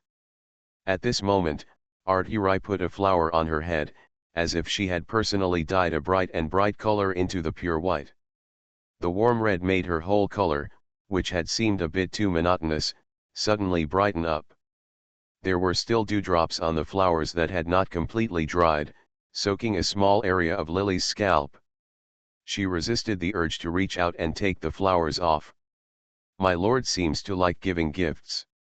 It wasn't that the flowers made her uncomfortable. It was just that the warmth of Achari's hands rested on her shoulders through the temple saint's robe, which was as thin as silkworm wings. This made her feel as if she was not in close contact with him wearing a shirt. She wanted to get rid of Achari. Atari did not let go. Leon said that a gentleman always prepares gifts for his date. Lily reached out and touched the flower on her head.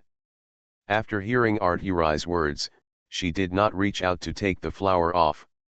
On the contrary, she acquiesced to Achari's idea of giving her this gift.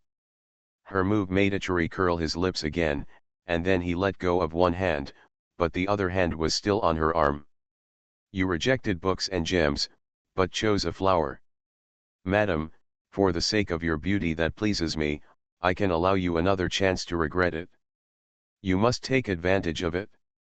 He wanted to give himself another chance to choose, and the appearance of that strange book appeared in Lily's mind. But she still shook her head without hesitation. This time her reaction was somewhat beyond Achari's expectations. He leaned against the wooden fence, tilting his head and staring at Lily. Although he didn't speak, Lily knew what he meant. Like the adults said. If that book is really a great prophecy, I can't keep it even if I get it. If that book is not a great prophecy, then it will be useless if I get it. The result will be the same. Why don't you choose a flower that can belong to me? She changed what Achari had said to her before and said it in a different way. Achari couldn't help laughing when he heard her answer. Thank you, sir, for giving me a chance to regret. Many people who regret always say after regretting that there is no regret medicine in the world. Lily put down her hand that was touching the flowers on her head and put it on Achari's arm. Want to push him away, but everyone wants the regret medicine. Even if there is indeed a regret medicine in this world, how can such a precious thing be easily obtained without paying the price? It's not that there are absolutely no opportunities in this world to make up for your regrets, but it often comes at a high price. Arturi now allows her a chance to regret and start over, but how can there be such a good thing in the world? Achari's arm under his hand became a little tense due to her touch. Lily had just touched him, and before she had time to push him, Leon had already prepared tea and snacks not far away, and they were served on plates by 2 servants. Seeing the scene here from a distance, a look of surprise appeared on his face. After a while, he whispered a few instructions and walked over alone. Sir, the eldest prince sent someone over, saying that he had given you a gift. They are already waiting outside the manor. He gritted his teeth and did not dare to look up at Achari's face, obviously because he was disturbing him. Feeling a little uneasy about the master's date, Arturi did not show any dissatisfaction. He just took his hand away from Lily's shoulder and straightened out the clothes that he had just put on her. His Majesty the Emperor of Nowhere has 3 princes. Except for the youngest prince who is only 7 years old and is a minor, the 2 princes have already reached adulthood. And because of the throne of the crown prince, there is no harmony between the 2 princes. Lily was from the temple, and the original owner didn't seem to care much about the royal family. But when she heard that the eldest prince gave a gift to Achari, she could feel that the eldest prince wanted to win over Achari. After all, Achari is very powerful and has an extraordinary status. In terms of status, the position of Grand Duke is even higher than that of the Grand Prince who has not yet been canonized. The eldest prince probably wanted to win over Achari by giving him gifts, but she was just here to do the task and didn't want to get involved in these things. Unfortunately, she didn't know if Leon had found it for her. The carriage came to pick her up from the temple, but she couldn't say goodbye, so she took a step back silently and focused her eyes on the flower patch in front of her. The look in Leon's eyes became a little softer as he recognized her, but Art-Uri turned his head and looked at Lily. He didn't wait for Lily to speak, and reached out to hold her hand, without giving her a chance to struggle. Leon blinked again because of his action, but quickly returned to his previous gentle smile. The manor was huge, and Lily entered the territory of the Achari family for the first time, but Achari didn't seem to have any intention of summoning a carriage. He pulled Lily and walked slowly outside, with occasional brief conversations in the middle. The road is lined with birch and yew trees, which rustle when the wind blows. A man's roar broke the tranquility. The voice sounded familiar. After walking around a corner, Lily saw 2 carriages parked not far ahead. Brian, a tall man wearing a knight's uniform, pulled a petite body into his arms. Suppressed on the carriage, his huge impact made the carriage he hit shake. His petite body pressed between the carriage and his body did not cry out in pain. A pair of slender and well-proportioned thighs suddenly wrapped around each other. He stood up and hung it around Brian's waist, wrapping it tightly around his strong waist like a snake, and then the arm softly hooked around his neck, forcing him to lower his head. Brian let out the curse that Lily had heard before, but the next moment, his lips were quickly blocked. The petite figure hugged him tighter and tighter, and kissed him passionately and forcefully, with his thigh on his waist. After a while, Brian's roar quickly turned into gasping. The figure holding him exerted a slight force on his thighs and suddenly kicked onto the white carriage that represented purity in the temple, leaving an obvious footprint soon. After a while, he used his own strength to force Brian to turn around. From the beginning, she was suppressed by Brian, to the way she was suppressing him. She sat astride Brian's waist, her feet were on the edge of the carriage, and her long, slightly curled, maroon hair was like seaweed. It covered her face tightly, but the leather skirt moved up a lot because she crossed her legs, almost exposing most of her pert buttocks, but Lily immediately recognized the identity of this girl. "You have to remember, it wasn't you who kissed me, but I kissed you." The girl's voice was still soft and charming at this moment. After the kiss, she raised her head and proudly announced her verdict to Brian. Her snow-white thighs were exposed, and most of her buttocks were almost exposed. Brian was panting. After hearing her words, he somehow held her butt firmly in the palm of his hand, and caressed her with evil intentions. After rubbing her thighs twice, she let out an undisguised moan. When Brian had a free hand to grab her head and was about to pull her down for another kiss, the girl had already tilted her head up. He kicked the carriage hard, and with this force, his body escaped Brian's hands firmly. Like a nimble leopard, he stood firmly on the ground. "You damn little goblin!" Brian fell on the carriage and gasped. His eyes were a little red, and his handsome face was slightly distorted by the baptism of sex. His chest was heaving very hard. It was obvious that he was still alive at this moment. Unable to calm down from the desire that the girl had just teased, his legs were so weak that he seemed unable to stand straight. To be continued.